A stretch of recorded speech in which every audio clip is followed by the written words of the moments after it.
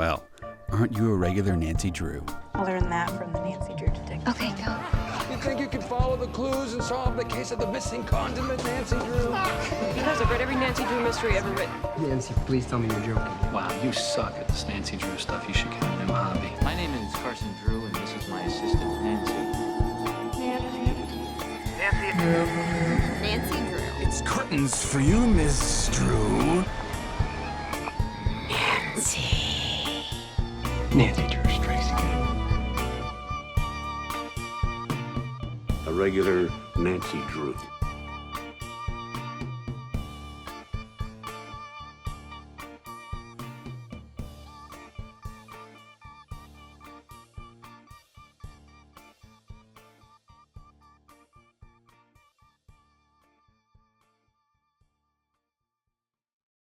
Hello, regular Drews. Hello, and welcome to episode, what is this? Oh my god. Episode 105, I think. 105. I was like, it's not 110. It's 105. Yeah, 105. We're so excited for this topic today. Mm-hmm. We have another history of episode, lots of research, and this time about the history of the Drew crew. Yay! Just quick definition real quick, just because I know Drew crew is sometimes used to describe like fans of Nancy Drew. There's a lot of terms for fans of Nancy Drew, but just, for the sake of simplicity today, Drew crew means Nancy's crew specifically. So her family and friends, everybody who she can kind of call upon in her cases. Yeah, we are going to do a deep dive on each and every one of these members of our Drew crew here. Can talk about their history, what they're about, and of course, our personal opinion. Yes. So yeah, should we just jump in? I mean, what do you want to say off the top? Yes, let's just credit our sources real quick here, because of course they are so important in the process of putting all this information together. All of our sources today are our usual suspects. Of course, Jen Fisher of NancyDrewSleuth.com. I also read the Nancy Drew Scrapbook by Karen Plunkett-Powell, and Girl Sleuth and the Woman Who Created Her by Melanie Rehak. Lea Shangraw Fox also has a lot of great information on her website, NancyDrewWorld.com. And then, of course, as you know, we went to the New York Public Library last fall, and we got to see a ton of the Stratemeyer records there. And so some of the information here is pulled from the archives that we got to see there as well. Yes. So exciting. First of all, Kori, who's your favorite member of the Drew crew? Well, it's Bess. Of course. You just needed to check. Yes, just doing that's yours as well, right? Oh, of course. Yes, of okay. Course. I mean, so Bess is definitely number one. Mm-hmm. And then I think number two, like a close second, is Carson. Okay. But only certain representations of Carson, because I have a lot of beef with some representations of Carson. Mm-hmm. I surprisingly don't have a lot of beef with any representation of Bess. I think pretty much all representations of Bess are good representations of Bess. Absolutely. For the most part. And so, yeah. Bess number one and Carson number two, and probably only for that fact, only because some of his representations on screen have been kind of meh, but definitely. But that just goes into the history of how he was created and developed and how we got to today. So we will definitely talk about that today. Mm-hmm. I don't know. Hardy Boys might be number 3 on my list, but yeah, Carson's definitely number 2 as well for me. Aunt Eloise is a pretty good honorable mention as well, but we don't see her as often. I almost forgot about Aunt Eloise. Yes. She's not around as much, so it does feel like it's harder for her to get to the top 3, Yeah. But she is a great one. Do we want to do 3 words? Oh my God. For the Drew crew, for the whole Drew crew? Iconic. Iconic, yeah. You just say family, friends, and the Stratemeyer Syndicate Extended Universe. That's too much. I was going to say like foils. Foils, that's a good one. Mm-hmm. Iconic, foils, and backup. Yeah, like side, like someone who's always like present. Mm-hmm. Ever present. Sidekicks doesn't feel fair. No, but it feels accurate. I don't know. Yeah, ride or die. Yeah, ride or dies. Okay. So what was that? Iconic, foil, ride or die. Okay, perfect. That's the Drew crew right there. If you had to describe them, that's them. Perfect. So, as always, let's just go ahead and start with a really quick little short summary, just of kind of an overview of Nancy's history as kind of a whole, just because it is going to be relevant later. So, if you've maybe missed some of our past history episodes, you will want to kind of know some of these names here. So, just to start, in 1905, author Edward Stratemeyer founded the Stratemeyer Syndicate, which was the very first company to exclusively produce children's books. Of course, they did like the Rover Boys, the Dana Girls, the Bobbsey Twins, the Hardy Boys, Tom Swift, and a ton more, like dozens more. And they used ghostwriters, which was a common practice for the industry at the time. And then after realizing the potential for a market for a series of books just for girls, Edward Stratemeyer ends up pitching his idea for Nancy Drew to Gross and Dunlap. And he contracted journalist and ghostwriter Mildred Ward Benson to write as his very first Carolyn Keene. And then the first 3 Nancy Drews were published April 28th, 1930. Sadly, Edward Stratemeyer never actually got to see the release of what would become one of his most successful works because he did get pneumonia and pass away 10 days later. His daughters, Harriet and Edna, did take over the syndicate after his passing, and then Harriet did eventually also take on the role of Carolyn Keene herself.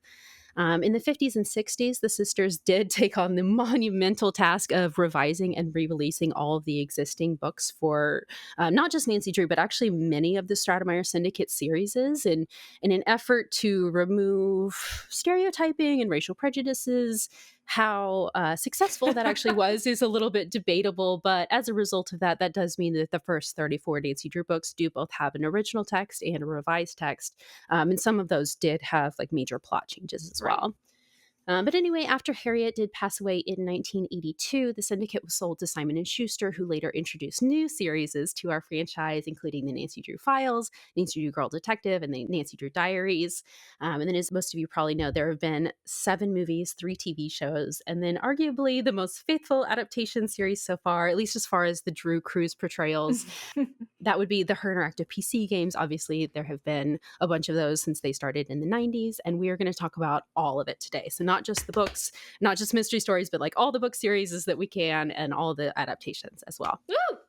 Okay, so that was a lot so far. Yeah, anything else we want to say before we get started? No, I'm chomping at the bit. Okay, yes, I'm so excited as well.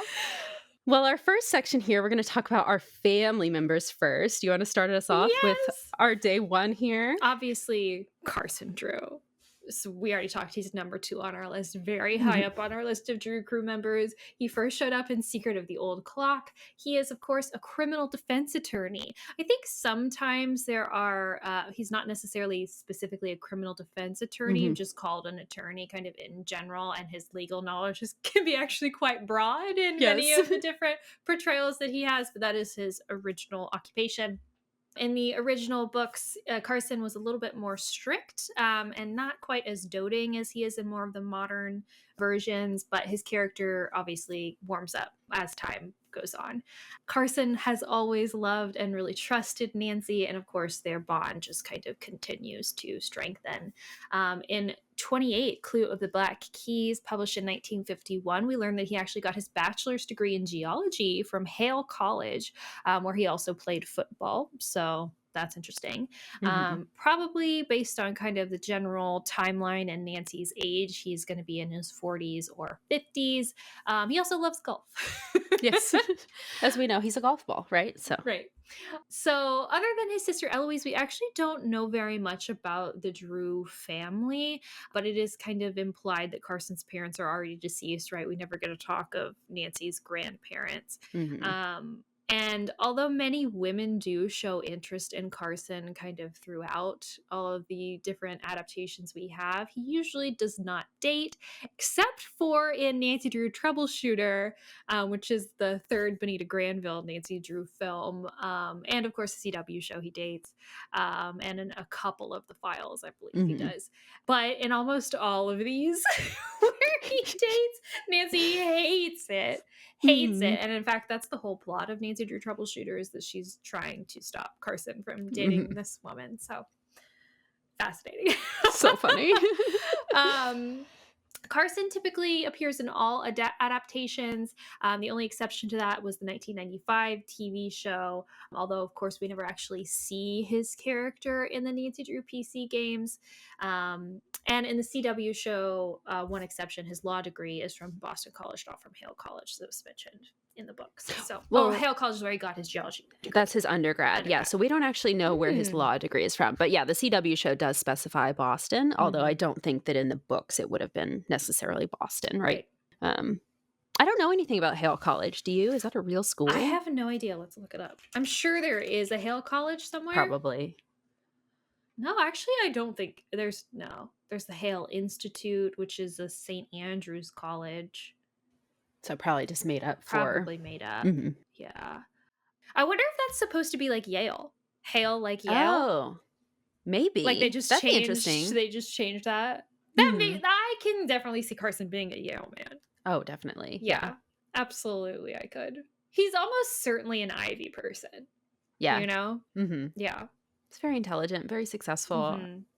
Definitely tracks with him. Well, and I think Nancy's family too is a lot of implied generational wealth. Like if we haven't gotten to Aunt Eloise yet, but I'm sure we'll talk about this when we get to her. But like she lives on her own in New York City and she seems to have a teaching job. So that's just like how would you afford to do that? That seems like that would be you. And also she maybe, it's unclear, maybe owns a brownstone. She certainly has multiple properties associated with her name. Yeah. And it's like, how are you doing that on a teacher salary? You have to have some family money somewhere in there. And even Carson too, yeah, he's a successful criminal defense attorney for sure. But is that enough money to kind of justify the kind of spending that they seem to do? He can buy cars kind of at the drop of a hat. It's like not even really a question. Nancy gets a new wardrobe whenever she wants. Like just absolutely kind of no regard for money. And so it seems like probably there's some family money going on in the Drew family. So that just lends itself to like the thought that like, oh, he probably was like a legacy for some kind of some fancy school somewhere, some Ivy League school. So yeah. Being a lawyer in a small town, you definitely, if you're making as much as an average lawyer, but you have probably a lower cost of living just because you are kind of in a smaller area, maybe you'd have some extra disposable income, but not enough to also be able to afford Hannah's salary, you know, and multiple cars and wardrobes every month. And So was it that I feel like I remember somewhere seeing that Carson was supposed to be a district attorney at some point, like early on. It does change. So how they describe his actual job can change. Either he's like a district attorney or an assistant district attorney. Sometimes he's just a criminal attorney. Sometimes he's a defense attorney. So attorney is correct, although I think that criminal defense attorney is the one that we see most often, which is why I wrote that. But yeah, there's some inconsistency in his actual title for sure. Yeah. Okay. I was going to say, because if he's like a district attorney, that might make more sense as to how much money he makes, because that's a significantly more high profile job. But yeah, I was just thinking about that. Okay, let's talk a little bit about the portrayal of Carson. Yes. And not yet. I'm going to talk about the role of Carson. Yes. And I think the main role of Carson is that, of course, he is Nancy's father, right? So he is there to provide kind of a stability for Nancy, a home base for Nancy, a bankrolling for Nancy, which we talked about. And also, in general, kind of a more emotional, like, support for Nancy as she does all of her mystery solving. And so I think, I don't remember when I said this exactly, but I think that Carson's role is actually more important than Nancy's role in kind of the structure of our Drew crew, because literally without Carson, Nancy would not exist as the character that she is. I think all of the rest of our characters kind of exist in support of Nancy, but Carson's character is really foundational to who Nancy is as a person, because Nancy, like, she would not be able to devote her time to mysteries if it wasn't for the fact that she didn't have to work, if she didn't have to go to school, she didn't have to focus on her, potentially getting married to someone to secure kind of her safety, right, in society. And so Carson is able to kind of not only be the foundation for her, but be kind of an umbrella over her as she performs all of the things that she is known for doing, like her mystery solving and all of that. So yeah, I think he's the most important. Definitely. One of the things I think is most interesting about Carson is how his portrayal changes from the original text all the way up to today's versions of him, where he is a little bit more strict in the originals and a lot less doting. I know, obviously, as we said, he's always like trusted Nancy, but it's not always the portrayal that we see today of, oh, yes, Nancy, of course, whatever you think. It's a lot more authoritarian, I'd say, possibly. Yeah, I would agree. And I think there's a lot of that has to do right with Nancy's age, I think, in Of being course. 16 in the original text versus 18 in the revised text, although we do see it we do still see it in the revised text, but not quite to such a degree as we see in the original text. And of course, that's also due to the time, right? The 30s as opposed to the 50s on, right? So it's kind of, it has a lot to do with just the historical context, but Of course. and Nancy's age. But yeah, no, in the earlier ones, it's Nancy has to ask permission to do things. She always has to check in with Carson kind of throughout, get his permission to go on trips. Obviously, I think a lot of this also has to do with the fact that he's paying for it. Of course, yeah. So she literally has to be like, hey, Dad, can I have money to go do this thing? Which is so funny to me. But yeah, so there's that. But then we do also see that in the mystery stories when Nancy is over 18 in the revised text. She still has to check in with Carson. She still has to ask permission to go on dates with Ned. We saw that as recently as the Haunted Carousel. Yep. She had to, make sure that it was okay that she went out with Ned basically kind of late, like after an acceptable like curfew time, even though, yeah, she's a legal adult. And I understand that like at 18, even today, like, and you're still living at home, there might be some kind of those dynamics, right? Your parents are still your parents. And if, of course, they're still paying for you, to do things, you might still be in high school, even, there's a certain amount of that dynamic makes sense. But I think with Nancy, it doesn't. Particularly because Nancy has already afforded so much independence and so much, just agency as her own person that we as the reader see Nancy making all of these decisions by herself, being this really kind of empowered character. So then whenever we see her like ask her daddy for permission to go do something, it's a little bit like, it doesn't feel quite right. It doesn't feel normal. It feels like Nancy wouldn't need anyone's permission. And even if she did need someone's permission, she wouldn't wait around to get it. She would just go do whatever it is that she wanted to do. And so I do think a lot of that dynamic is about maintaining kind of the sanctity of Carson's and Nancy's relationship because it's so foundational, right? Because if Carson didn't exist in support of Nancy, again, Nancy couldn't do what she does. And so it's really important for Nancy's character to stay an absolute lockstep with Carson. Because if at any moment in time she doesn't do that, it creates significant problems for the character of Nancy to be able to operate as the character of Nancy. Yes. And we see that happen quite frequently in some of the more modern TV adaptations, famously the CW show. Nancy and Carson have a lot of conflict. In the Maggie Lawson TV movie, Nancy and Carson have a lot of conflict. And it's like whenever that conflict happens, I instantly get upset. Yes. And it's not just like a narrative effect, right? It's not just me being upset because that's a story and I'm supposed to be upset. It's me getting upset because I'm like, this isn't right. Like, this isn't what the characters are supposed to do. This is not how the characters operate. This is not the correct dynamic to be able to tell the story of Nancy Drew.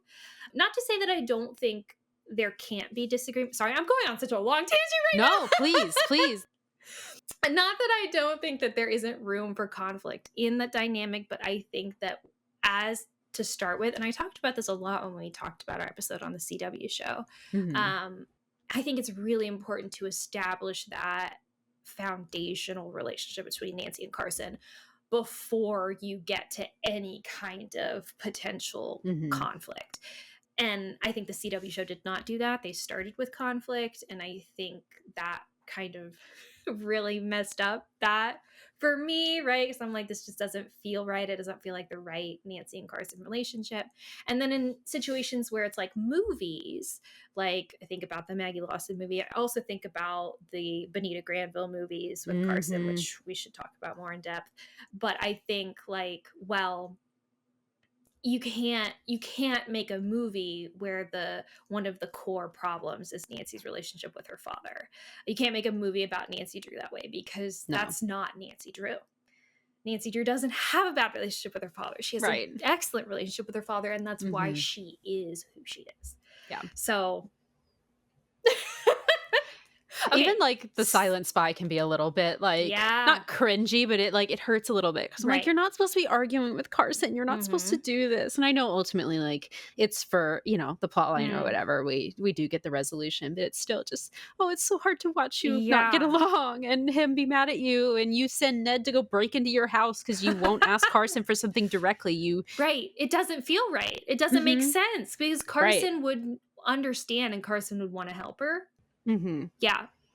I think that instance in the Silent Spy is one of the most acceptable conflicts that they have, because again, we've already set up this like initial, you know, thing with Nancy and Carson's relationship. We already understand it. It's really supportive. Of course, Nancy does what she does because of Carson. We have 28 games before that showing how solid they are. But it's still really uncomfortable. It still doesn't feel right. And it's okay, I think, because we, you know, people who have played those games religiously, of course, like you and I have, Kori. Yeah. We know that, but like if you were just coming in, it wouldn't make any sense. Right. You wouldn't make any sense.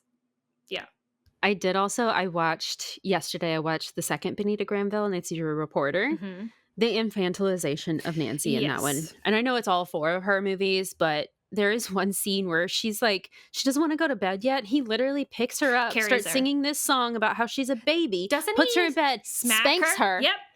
Smacks her booty twice, and then is like, good night, sweetheart, and then leaves. I'm like, oh my gosh, that would not be the present day Nancy at all. Like 18-year-old Nancy would never. Carson would never see something like that. Carson would never, because he respects her too much as an individual. Like, throw her over your shoulder and forcibly put her to bed because she's a little child that is. I think that is the portrayal of Carson in the Bonita Granville movies is the worst portrayal of Carson, in my opinion.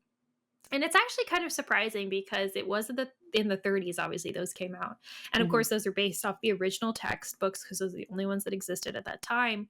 And Nancy is younger. So like, even considering all of that, even considering, yes, it's the 30s, even considering, yes, Nancy is younger, even considering all of that. And I know that these movies are supposed to be entertainment. It's supposed to be funny. They're comedy movies. Even considering all of that, the portrayal of Carson is the worst. Because of stuff like that, it doesn't make any sense. It doesn't make sense for the Nancy in general that they put in those Bonita Granville movies is funny and great or whatever, but hashtag not my Nancy. And like, and the portrayal of Carson and his relationship with Nancy is a big reason for that. Yes, the infantilization, the patronizing nature, but I think also Carson is portrayed as being kind of stupid and just like not as smart as his 16-year-old daughter. And like, okay, like I understand Nancy is supposed to be like this big, intelligent, like smart detective character, but like the reason why she is that way is because Carson is like this smart defense attorney, and you are not telling me in what universe his 16-year-old daughter is getting one over on Carson Drew. Right. Like there are many times in the books where, yes, Nancy is figuring stuff out without Carson, but it's because Carson's busy doing other stuff. Yeah. You know, he's working on his own cases, like, you know, or he's like, Nancy, I'm so busy. Like, I need you to do this thing for me because I know you can handle it. It's not like she's figuring stuff out from underneath him. That's not how that happens. And so with the Bonita Granville movies, a lot of it is like Carson kind of bumbling around and Nancy kind of running circles around him, which just doesn't feel right. Nancy gets her intelligence from Carson. Right. No, Carson needs to be at least as smart or smarter than Nancy so that she Yes. can turn to him for advice. Yes. And then we need to have the police be that bumbling character that Right. she one-ups all the time. Mhm. Not with Carson. Yeah. I mean, in order for that to work, he does need to be really intelligent as well. Yeah. And like, yes, I understand that like as a detective story, you have for a child to, or a young person to be able to solve a mystery to a certain extent, you have to you have to either remove the adults, right? So that the kids can Mhm. have their agency, or you make the adults kind of dumb so that it's not even really a problem, right? Right. Or it's another obstacle in the book Mhm. or story for your detective to overcome. But in this situation, Carson is present, but not so present to where it prevents Nancy from solving it. So it's a really nice balance, and it's actually quite smart. So in this circumstance, Carson is for the purposes of the story, he's not there, but he is Mhm. also there. Yeah. Does that make sense? Yeah. Mhm. Yeah. Fascinating. Oh, Carson, yes. Anything else we want to say about him? You mean after I got on my soapbox for an hour? No, I think I I'm loved the good. soapbox. It's good. Well, I guess we can move on to our next person here, which is, of course, Nancy's mother, who was never named in the original. She was actually never given a first name. But Mrs. Drew, who is, of course, not in the books anymore because she has passed away, obviously. In the original books, Nancy was 10 years old at the time of her death, but in the revised, they did change that to 3 years old. And they don't actually specify what she died from. It's just a quote unquote mysterious illness. Mhm. So who knows what that could be? Cancer? I don't know. I saw a theory, and I think I actually saw this on a Facebook thread recently, and then the Nancy Drew Sleuth Facebook group, so shout out to y'all, that someone theorized that it was around Spanish flu time that Nancy's mother would have passed away. I saw this as well. Yes. I don't know if the years work out exactly because that would have been like, what, 1920s? Mhm. The peak of it, yeah. Let's see. Let me look specifically for dates. 1918 to 1919, most severe. That's when like the pandemic, but like So it would have been 1924 in the originals that she passed away. Okay. So a little bit after Spanish flu time. So I don't know if it exactly lines up, although, again, they don't actually say. Right. And that certainly was a very big issue at the time. It's not like in 1918 it went away entirely. It still could have been around for a few more years. But also, I mean, people died of illnesses all the time. Of course, yeah. So, yeah.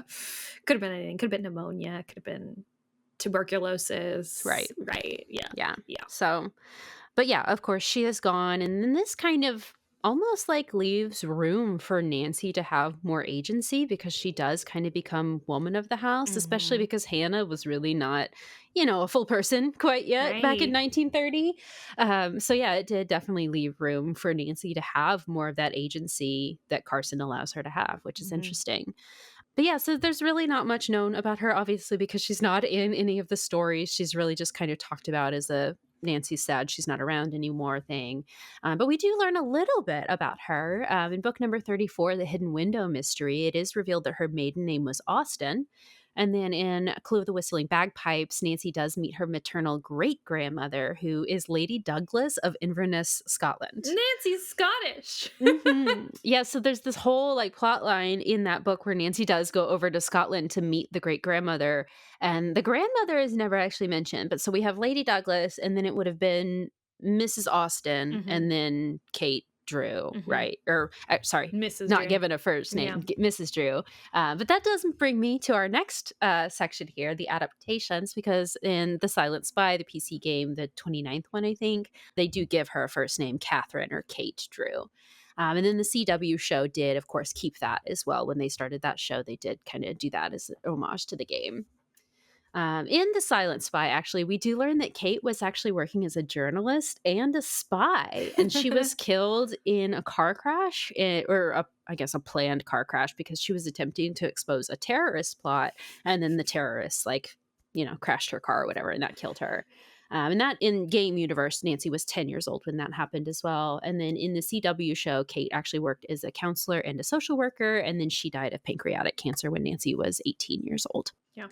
So yeah, I think that's really the only times that we actually see any Kate is just in the CW show and in The Silent Spy, other than those mentions of the family in the original books. But yeah. Yeah. Yeah, I think you're right.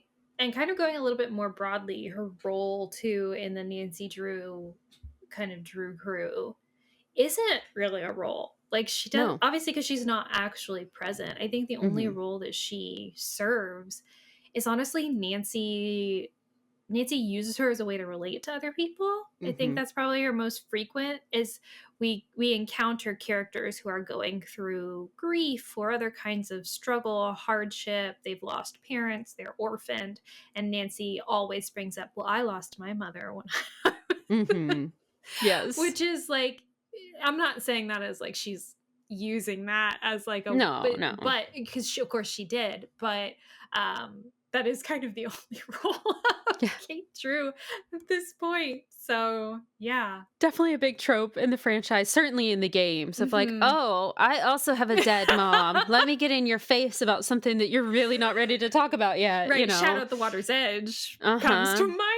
particularly. Absolutely. Oh my gosh. I'm not traumatized about my mother's death, so I'm going to talk to you and assume that you're not traumatized either. Even though you definitely are, and it's quite obvious because I'm here investigating that. So, yeah. Oh man. Yeah. But yeah, I feel like this is a short section. Not Yeah. really much to say about Miss Drew otherwise. Yeah. I will say that the person that they cast as Kate Drew in the CW show felt way too young to me. Really? Isn't she? Hold on, let me look up the actress before I embarrass myself and say the wrong name. I feel like the actress for her and the actor for Carson look about the same age. Although, of course, I think Carson is like late 30s. Okay, and yes, that maybe I was early right. 40s. So that's the same actress who played Jenna in the Vampire Diaries, Sarah Canning. Okay. And so maybe I'm just like linking those two characters in my mind more than I should be, because I just, whenever I see her, I see Jenna from the Vampire Diaries. Gotcha. But I don't know. It seemed like her next to Kennedy McMahon. I was like, you look like her older sister, maybe. Did not look like her mom. That's funny. I mean, I think they look very similar. So, like, in that regard, I think it was a good cast. But I'm just like, the age, she just looks too young. And that's the thing about women in Hollywood in general. They'll always make them look younger than they actually are, unless you're playing a teenager and then you look like you're in your 20s, because you probably are. Because it's easier to hire an adult than hire a child. So, go figure. But yeah, I think that's the only really thing I have to say about the representations of Kate. But really just, because we have so few. Yeah.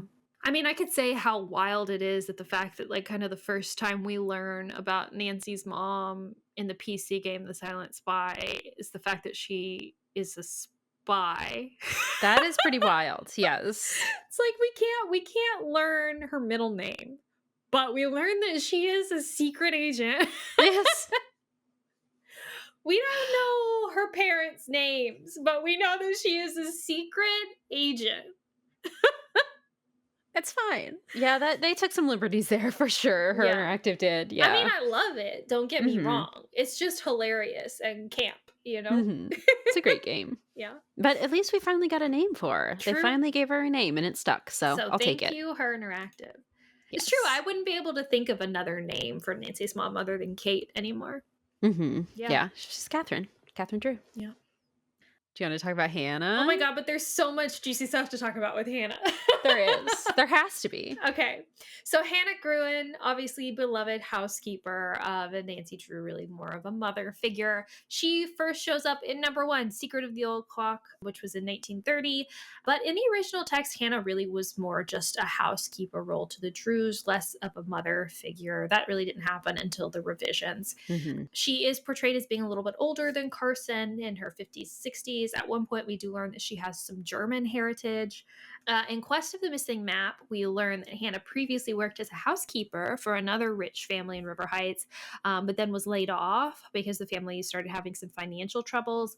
And then Carson just happened to be looking for a housekeeper around that same time. And so that's how she actually came to work for the Drew family. Of course, she loves to bake and garden.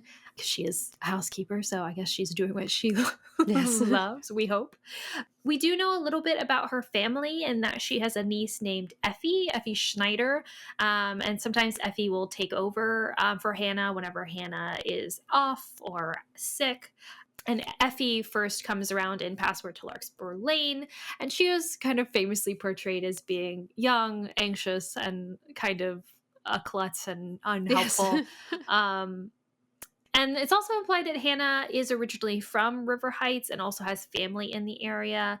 And she is also close with Effie's mom. And so frequently she'll go to visit Effie's mom, and then Effie will come to stay with the Drews while Hannah is visiting with Effie's mom. So, yeah.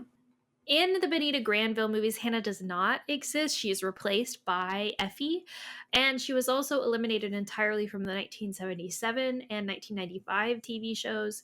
She does appear briefly in the 2002 Maggie Lawson movie, the 2007 Emma Roberts movie. But in the 2002 movie, she's credited as Hannah Green, not Gruen. Why?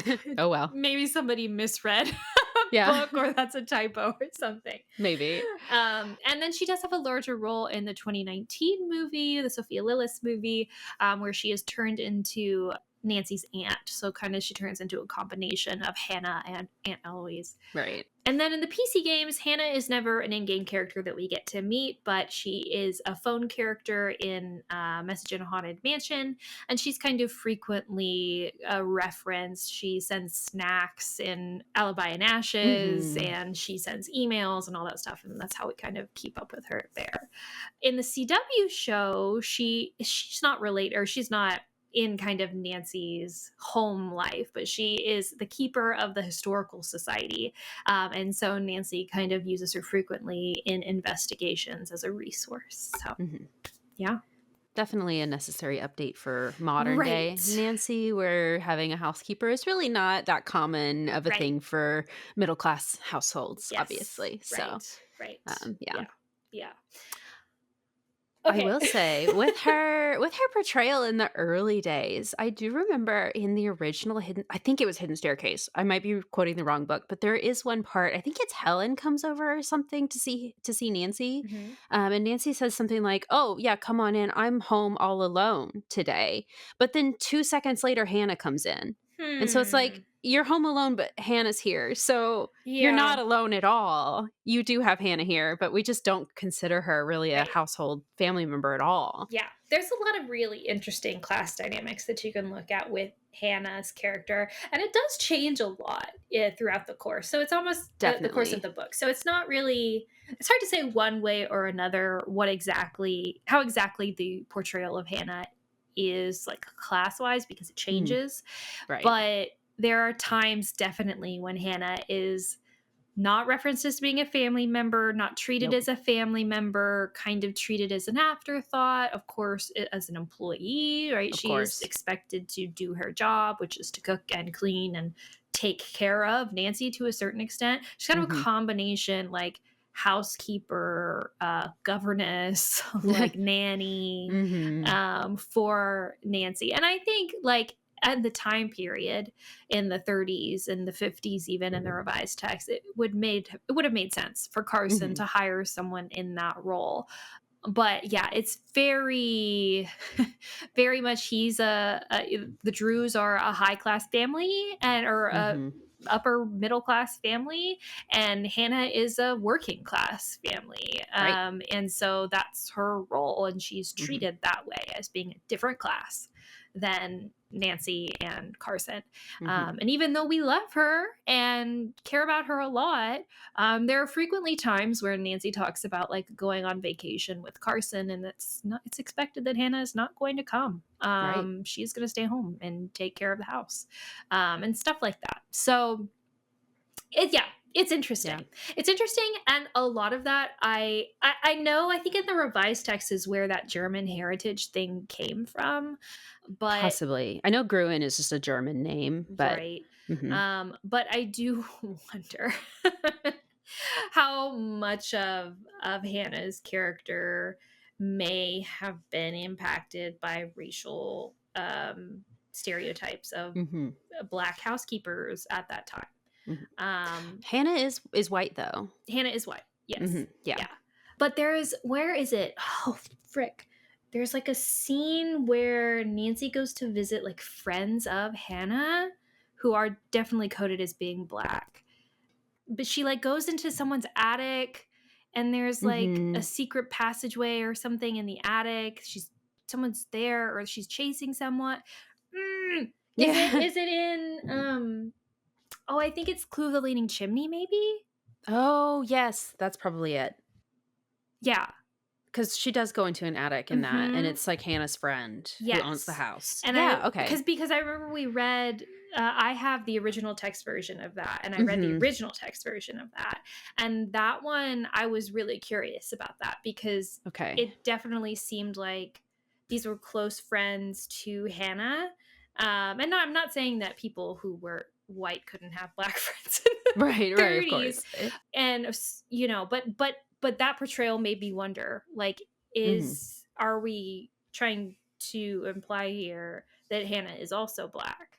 And yeah, I'd have to go back and reread the Leaning Chimney to specifically be able to tell you what I'm thinking about, but it's been too long for that one. But yeah, I have always wondered that. And I wonder if like yes, it's established that Hannah is white and she has German ancestry. I wonder if all of the ghostwriters were clued into that.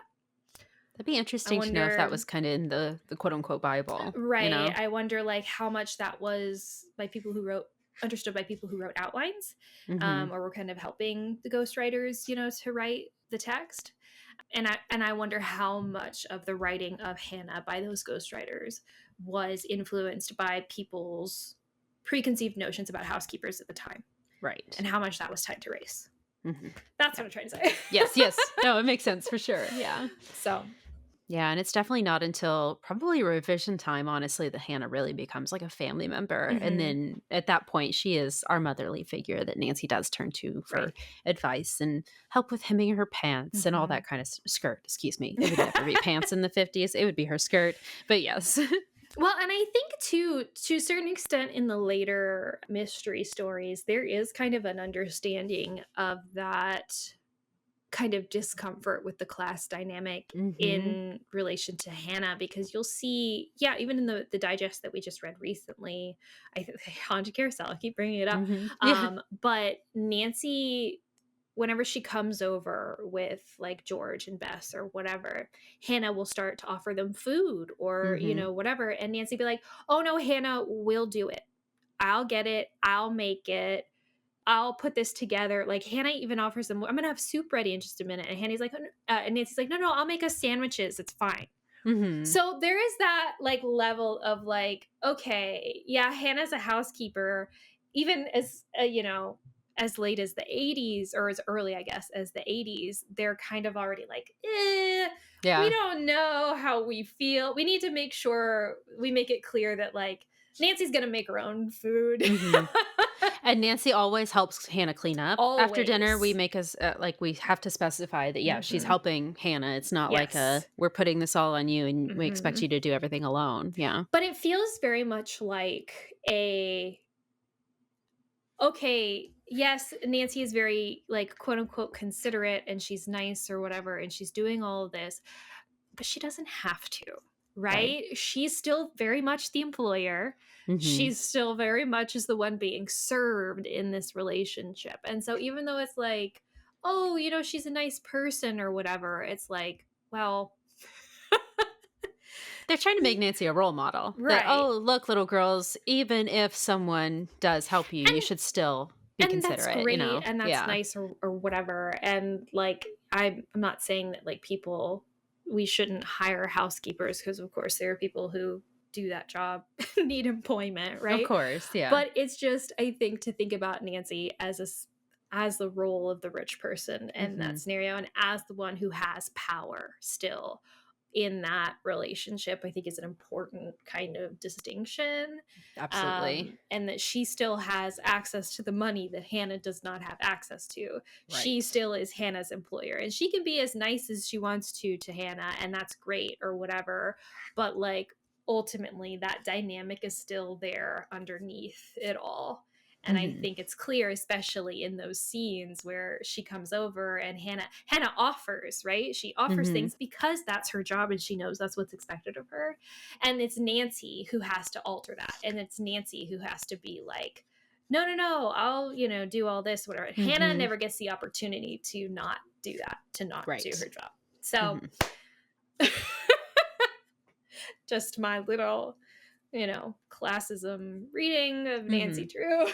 It's very relevant with Hannah. I mean, it is. Yeah. So, yeah.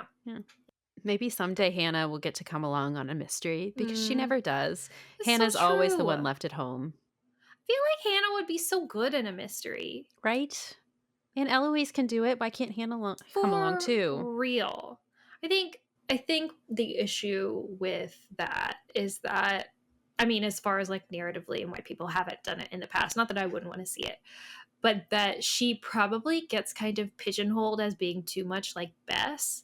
And like, well, if we're gonna have a character with Nancy, why don't we just have Bess, because she's younger and has like, I guess, more like narrative opportunity, like to go out on dates or, to do all this other stuff. Whereas Hannah, there are certain activities she probably just wouldn't engage in, being who she is. But she and Bess kind of share that kind of like feminine hobby interest, right? In food, or even to a certain extent clothes, although Hannah is of course more making clothes and acquiring clothes for Nancy than for herself. But, yeah, that's probably why.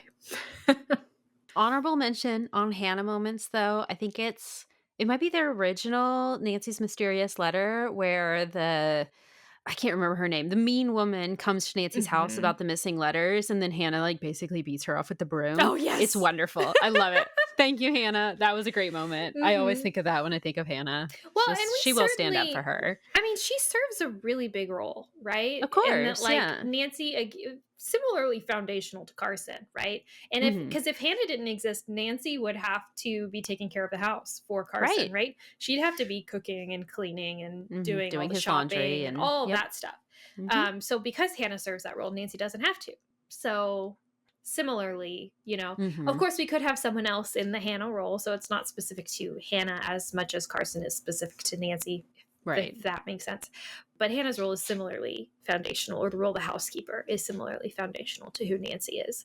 But Hannah also, of course, offers quite a bit to Nancy's mystery solving, and we see her kind of offer her judgment on cases and stuff too. I think about in Haunted Carousel, I guess, because it's just so fresh in my mind. Of course. When, they're getting all of those phone calls to the house and Hannah has to like take the phone off the hook so that it stops ringing. But she tells her about Joy and she kind of gives her opinion, right? She thinks Joy's credible where all these other people aren't credible. And so she's also kind of a little bit of a judgment meter for Nancy, right? And that she can kind of help Nancy kind of make decisions about what she should be spending her time on. And I think we see that in other things too. I think about like brass bound trunk, or no, maybe that's when Effie loses the passport in the original text. But I don't know. I think there are other circumstances where Hannah also kind of directs Nancy, or in some way influences Nancy's kind of order of operations, typically. Like, okay, well, I'm going to go here first or here then because of this thing I have to do for Hannah or whatever. But yeah. Oh, Hannah. Anything else we want to say about her? No, I don't think so. Well, next is everyone's favorite aunt, Aunt Eloise, of course. I actually had kind of a little difficulty trying to pinpoint exactly what her first appearance was, so don't quote me on this, but I'm pretty sure it was number 24, the original text of Clue in the Old album, which did come out in 47. Aunt Eloise is, of course, Carson's sister, so Nancy's aunt, who she takes after quite a bit, we learn. Aunt Eloise is a teacher. She teaches at a girls' school in New York City. I did actually see something somewhere, I don't know if it was this book specifically, but about her helping to found the school, which could potentially explain more of like her financial situation, but is like that's not always how they describe her. Right. We always just describe her as a teacher.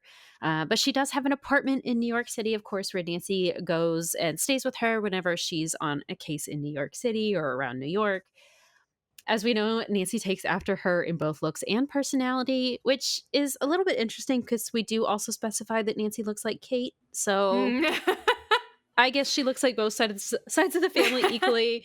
But Aunt Eloise is, of course, extremely smart, extremely adventurous. She is not afraid to take risks. Of course, she's a little bit older. She's very smart and wise, so she will choose to stay home some of those times. But if it's a calculated risk, Aunt Eloise is not afraid to take that. Like Carson, Aunt Eloise is super like sociably well connected. She has a ton of friends. She like knows everybody that there is to know in Manhattan, it seems like. We do also call her a spinster because she is never married. She doesn't have any children, and she does, of course, live alone. Right. Adaptations. So, of course, in the PC games, Nancy does stay at Aunt Eloise's place in both the first and second game. In the first game, she is a librarian who owns a house in Florida, which this is the only time, even in the book Secrets Can Kill, that was not set in Florida. Just the game is set in Florida. So that's the only time we have any mention of her living in Florida. Very interesting. But then, of course, in Stay Tuned for Danger, the second game, Nancy does stay at Aunt Eloise's brownstone. It's not an apartment in the game. It's a brownstone. I don't know if it's ever a brownstone in any of the books. I don't remember. Yeah. But Aunt Eloise isn't even there because she's renting the house out. So, like, is this just a rental property for her? Or does she sometimes live there? Right. Or maybe she just has Maddie staying there right now. So she's in Florida at the moment. Not really clear on how that goes exactly, but basically Aunt Eloise is rich and she has enough money for at least 2 homes. And then, as you just said, she and Hannah are combined into the Aunt Hannah character in the Sophia Willis movie. Right. Yes. Okay. What else do we want to say about her? I mean, I think the reason why I love Aunt Eloise so much is because of her, like, just who she is. Like, when I think of like all of the characters from Nancy Drew, really kind of outside of Bess, I think I want to be Aunt Eloise. Yes, yes. I want to have an apartment in New York City. I want to be free and untethered, doing whatever I want, having all of my friends, having a fun niece who solves mysteries and gets me embroiled in like different like fun things. Like, exciting. So cool. Like, she's the coolest. She's the coolest, and I want to know everything about her. She's the most interesting woman in the world to me. What is her history? What is her story? What is her romantic past? Like, how did she get to be in New York? Why did she decide to stay in New York teaching? Or did she found that school? Like, where's the money come from? Aunt Eloise, like, are you a secret agent? I don't know. I just feel like there's so much opportunity for the Aunt Eloise character. And of course, we have seen it taken in a lot of different directions with the adaptations. But like, I'm just obsessed. I just need to know more. Yes. She, like, her independence is so aspirational. Just everything that she's able to do, the amount of agency that she has. It's so cool. Yeah. And to me, and I think I said this in a previous episode because Aunt Eloise was in the Bluebird Room. I may have talked about this just in that last episode. But to me, Aunt Eloise is Nancy if Nancy continues on her same trajectory. Like, that is Nancy in 30 years. Nancy in 30 years. Yes, it's Aunt Eloise. And so I think that's part of why it's so intriguing to me, is because, yeah, it's like, of course I want to be like Nancy Drew, but Aunt Eloise is like almost this older, more wise, more like experienced version of Nancy, who is maybe not quite as adventure seeking anymore, but only because I think I feel like whenever I read about the character of Aunt Eloise, and maybe this is me just projecting ridiculously onto her, but I feel like it's because she's already lived it. Like, she's already had all of her big exciting experiences, and now she knows herself. She knows what she is about. She does what she wants, so Been there, done that. Yeah. Right. So yeah, love it. She's so cool. Okay, but let's talk a little bit more about this whole potentially founding this girls' school. I think that's the theory that makes the most sense to me, considering everything. If we're trying to come up with like one solid canon for Aunt Eloise, that makes the most sense to me, thinking about like her history, because then we understand, okay, if you founded this school, this girls' school or whatever, yeah, you probably did that because your family has money, right? And so you're using that kind of generational wealth to found this school. You still want to be involved with the project, so you continue teaching, right? And so you're at the school teaching, you live in New York, maybe you have a brownstone, maybe at some point you're like, I mean, keeping up with this brownstone's really expensive, I'm gonna rent it out. Or I'm going to split it up into apartments and live in one of them and rent out the other ones. Or I'm going to buy a home in Florida, and because I have this history with this school, I'm going to get a job as a librarian at this high school in Florida, live in Florida in my retirement, and rent out my brownstone in New York City. Like, that all makes sense to me as like It does. Kind of as someone's backstory. Right. So, yeah, I love that. I love that. It does not make a whole lot of sense to think about her teaching and having money to do that, to live in New York, or at least have a brownstone in New York. But I don't know. I guess if she has generational wealth, then maybe she just teaches to stay busy. Sure. Because she's also not married, doesn't have children, has to have a job. Yeah. Because what else are you going to do? Yeah. I don't know. I just wish we saw more of her. Yeah. I wish we'd seen more of her in, like, obviously the games we never see her. We're just kind of in her house, but she's not home. She's never a phone character or anything like that. I just want to have a conversation with her. We get like a note from her that's like, Nancy, I had to step out, get the key from here, and you're on your own, and that's it. So just could use some more. She's such a valuable character. Utilize her, We could talk about how atrocious her decorating is at her home in Florida in this. Oh my gosh. 90s grandma core. Seriously. I think we've had this debate before, but do we think she is the older sister or the younger sister to Carson? I think this is my stance, my official stance, Kori. I think she's older, but I think they're very close in age. Okay. I think they're like 1 to 2 years difference. I definitely see them being close, yeah. I think Aunt Eloise feels older to me, because it feels like to me almost like if Aunt Eloise were younger, I feel like Carson would be more worried about her. Like, he would be more like, Nancy, like, I'm going to call your aunt. You need to go check up on your aunt, or, like all this stuff. But it feels very much like Carson and Aunt Eloise don't have a whole lot of interaction. Right. Or at least we don't see that.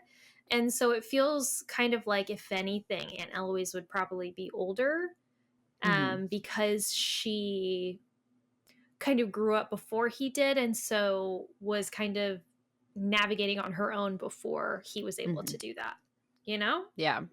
I also see her as the older sister for sure. It makes sense to me. I don't know why. I get that vibe from her for sure. Yeah. Oh, one thing that I didn't even write in her description, she was almost our Hannah.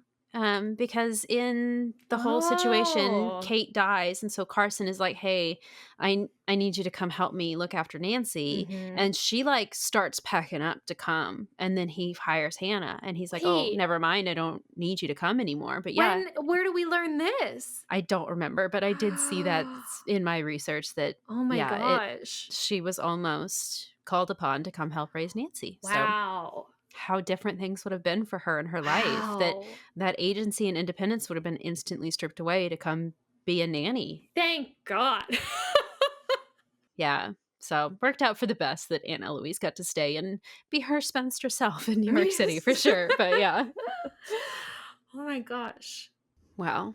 We do have 2 more members of the family who, of course, very we important. couldn't not mention. Yes. Can't not mention. The very first one we need to mention is Snowball, Nancy's cat. Snowball is a fluffy white cat who appears for the first and sadly, very sadly, the only time in Mystery of the Brass Bound Trunk, number 17, in the original text version. I don't think she's even in the revised text. Not in the version. revised, nope. Yeah. Nancy is asked in the CW show if she's ever had any pets, and she does mention having Snowball growing up, but she doesn't ever mention a dog, which is interesting because Togo is arguably way more famous than Definitely. Snowball. I don't think hardly anybody ever knows about Snowball. I was actually just leafing through the original text version of the Brass Bound Trunk recently, and I came upon like the Snowball chapters, and I was like, oh my god, Snowball! Snowball. Justice for Snowball. I mean, with one appearance, obviously Togo is going to be the more famous one, but I would have liked her to come back at some point. Yeah. And then the next one, Kori, is of course Togo. Of course, is Togo. So he was first introduced in the original text of number 14, The Whispering Statue, when Nancy rescues him as a stray. At first, he's described as being a small bull terrier, but this does change throughout the franchise. He's all kinds of dogs, but is later changed to a fox terrier or a Scottish terrier, or sometimes is just a terrier. But yeah, usually he's within that like bulldog or terrier range. He's characterized as being very mischievous and playful, but he is very protective of Nancy. When he is not barking at suspects or getting Hannah's clean floors all muddy, he just prefers to be asleep in Nancy's lap because he is a lap dog, and ultimately that's what he wants to do, is just be with Nancy.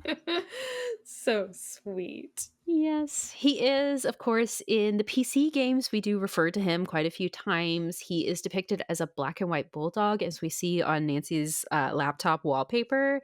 I know that that's at least in Scarlet Hand, although there might be other games where we see him as well. And then we do hear him barking in Alibi and Ashes. In the 2002 Maggie Lawson movie, though, they do make him a golden retriever named Butch. Kind of random, but she has a dog there as well. So yeah. Yes. Gotta talk about Nancy's pets. Yeah, I mean, they're family members. You had to mention them. Whenever Togo shows up in a mystery, I'm so happy. I'm so happy. Yes. Because it's just so... I think it's one of the things that makes Nancy the most realistic character. I mean, I don't really want to talk about how she treats animals in the the original text or the revised textbooks, because that can be a bit... it depends. Of the time. I mean, the people didn't treat animals, people didn't really have pets the same way that we have pets today, right? Right. And they didn't treat them the same way. So I don't want to like put modern labels on it, but it wasn't great.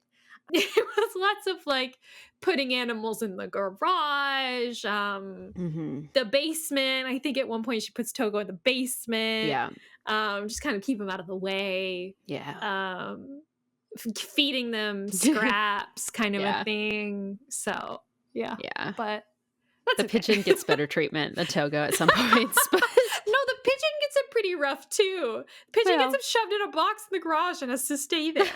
That's true. Yeah, she does get a medical care, right? To be fair, but yeah. But then there's that one time where Togo gets hit by a car. Oh, and she's like, maybe I should take it to a vet, right? That's just she said, maybe I should take him to the vet.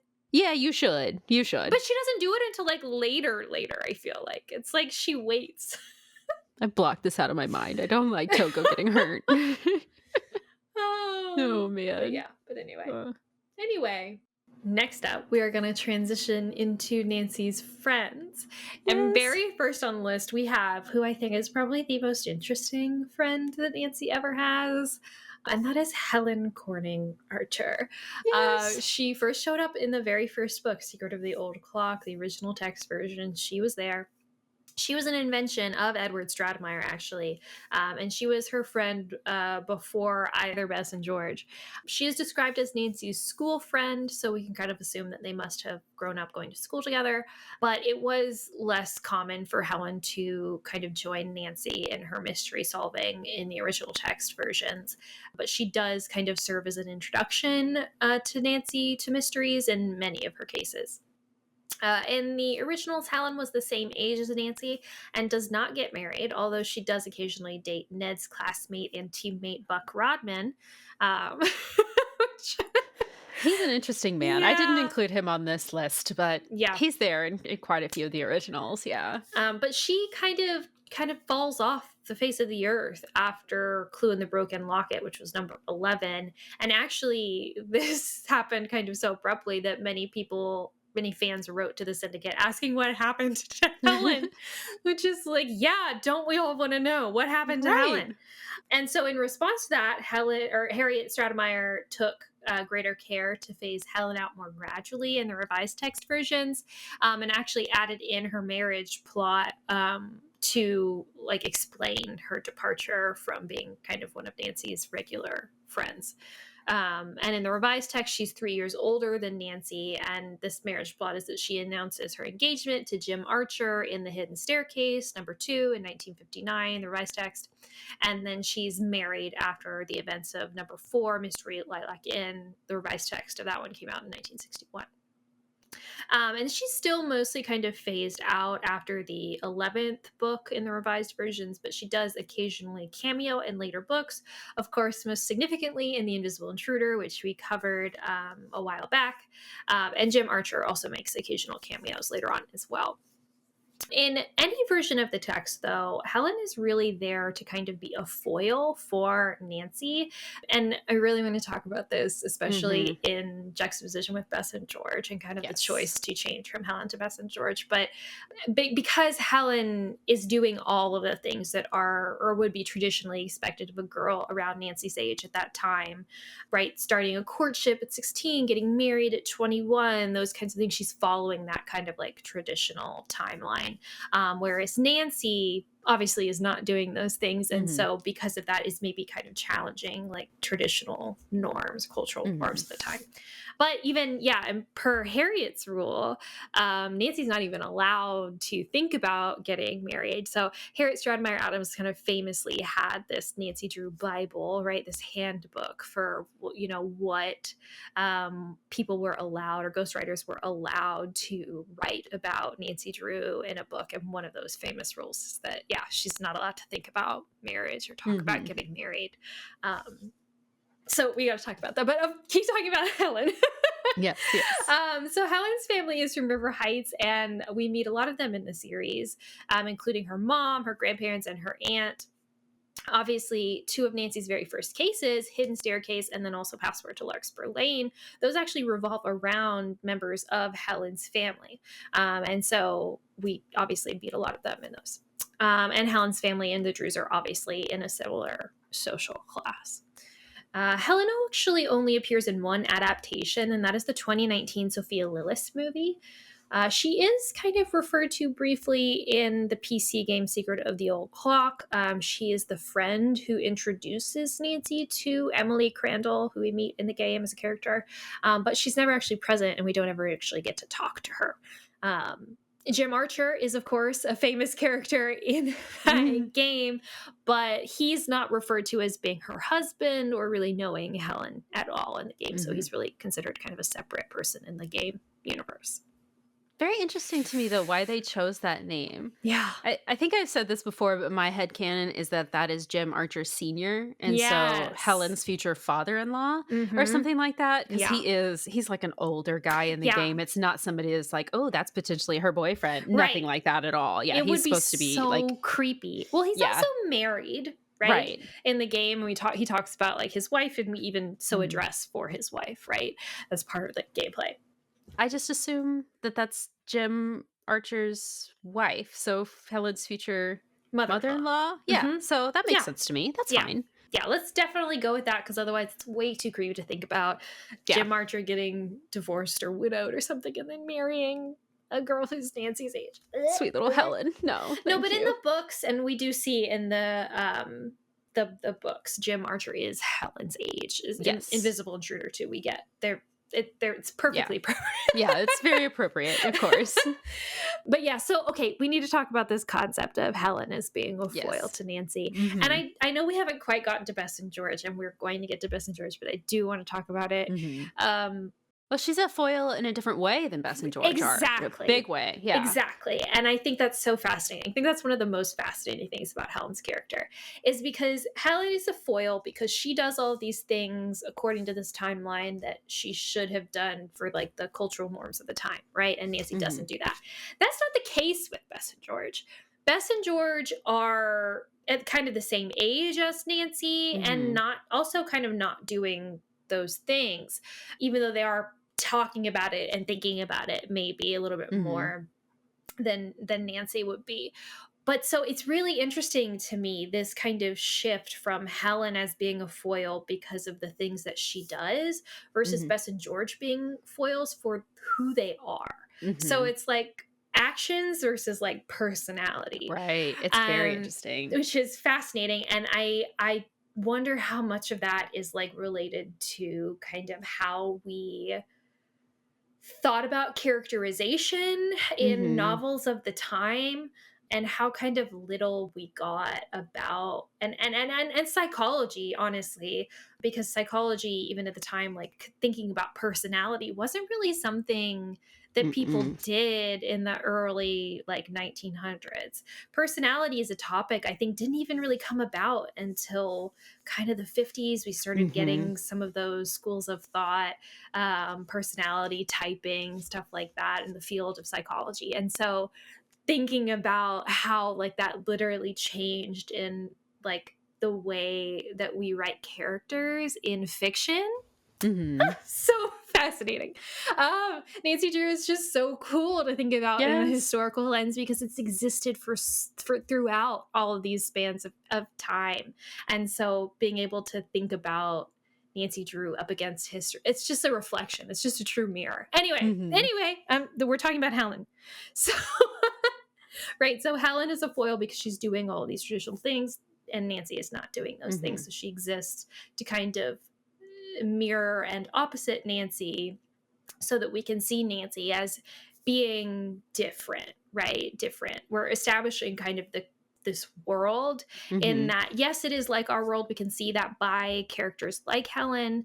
And so even though Nancy is our main character, she's not doing those things, we still see Nancy as being grounded in that reality. And so she's different, and that's why she's interesting, right? So I love it. Yes. She is supposed to be, finding a man. This is the time to be thinking about settling down a little bit. So she's doing that. She is kind of always not under her family, but she is the one that's asking for permission before she does literally anything, where Nancy doesn't have to do any of that. She just runs off and does it. She might, let Carson know first or whatever, but not to the extent that Helen is like going around just, okay, yes, my mom is going here, so I'm going with her. That kind of thing. It's very, very different. It's also like Helen's priority, right? Like Helen is kind of, and we see this a lot, and I think particularly Larkspur Lane, is like she is concerned, right, about her family and trying to like influence and like make her family situation better.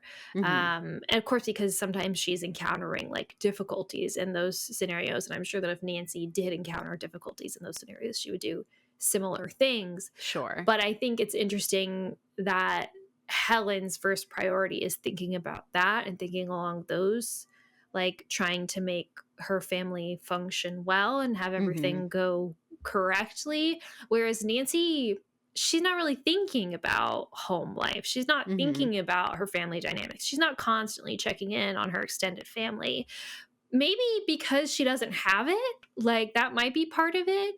True. And so maybe that's also part of the foiling of what Helen is doing. But I think it's interesting to see Helen as being like, okay, so this is what a normal girl at the time would do and should do, and kind of being really involved and wrapped up in her family life. But Nancy's not that way. She doesn't have that. No. So, or doesn't do that for whatever reason. So, yeah. Helen's just here to have fun. She wants to go out to her aunt's camp on Moon Lake and just hang out with her friends and go to dances and go canoeing and have picnics and stuff. Yes. And Nancy's like, let's get back to work. We need to go find this clue. Come on. Doesn't Quit it being bother lazy, Helen. you that thing happened? What do you think that means, Helen? She's like, I'm sure it was nothing. Let's go to the dance, Nancy. Stop talking about that. Let's go. Yeah. I want to go watch the football game, not this. Yeah.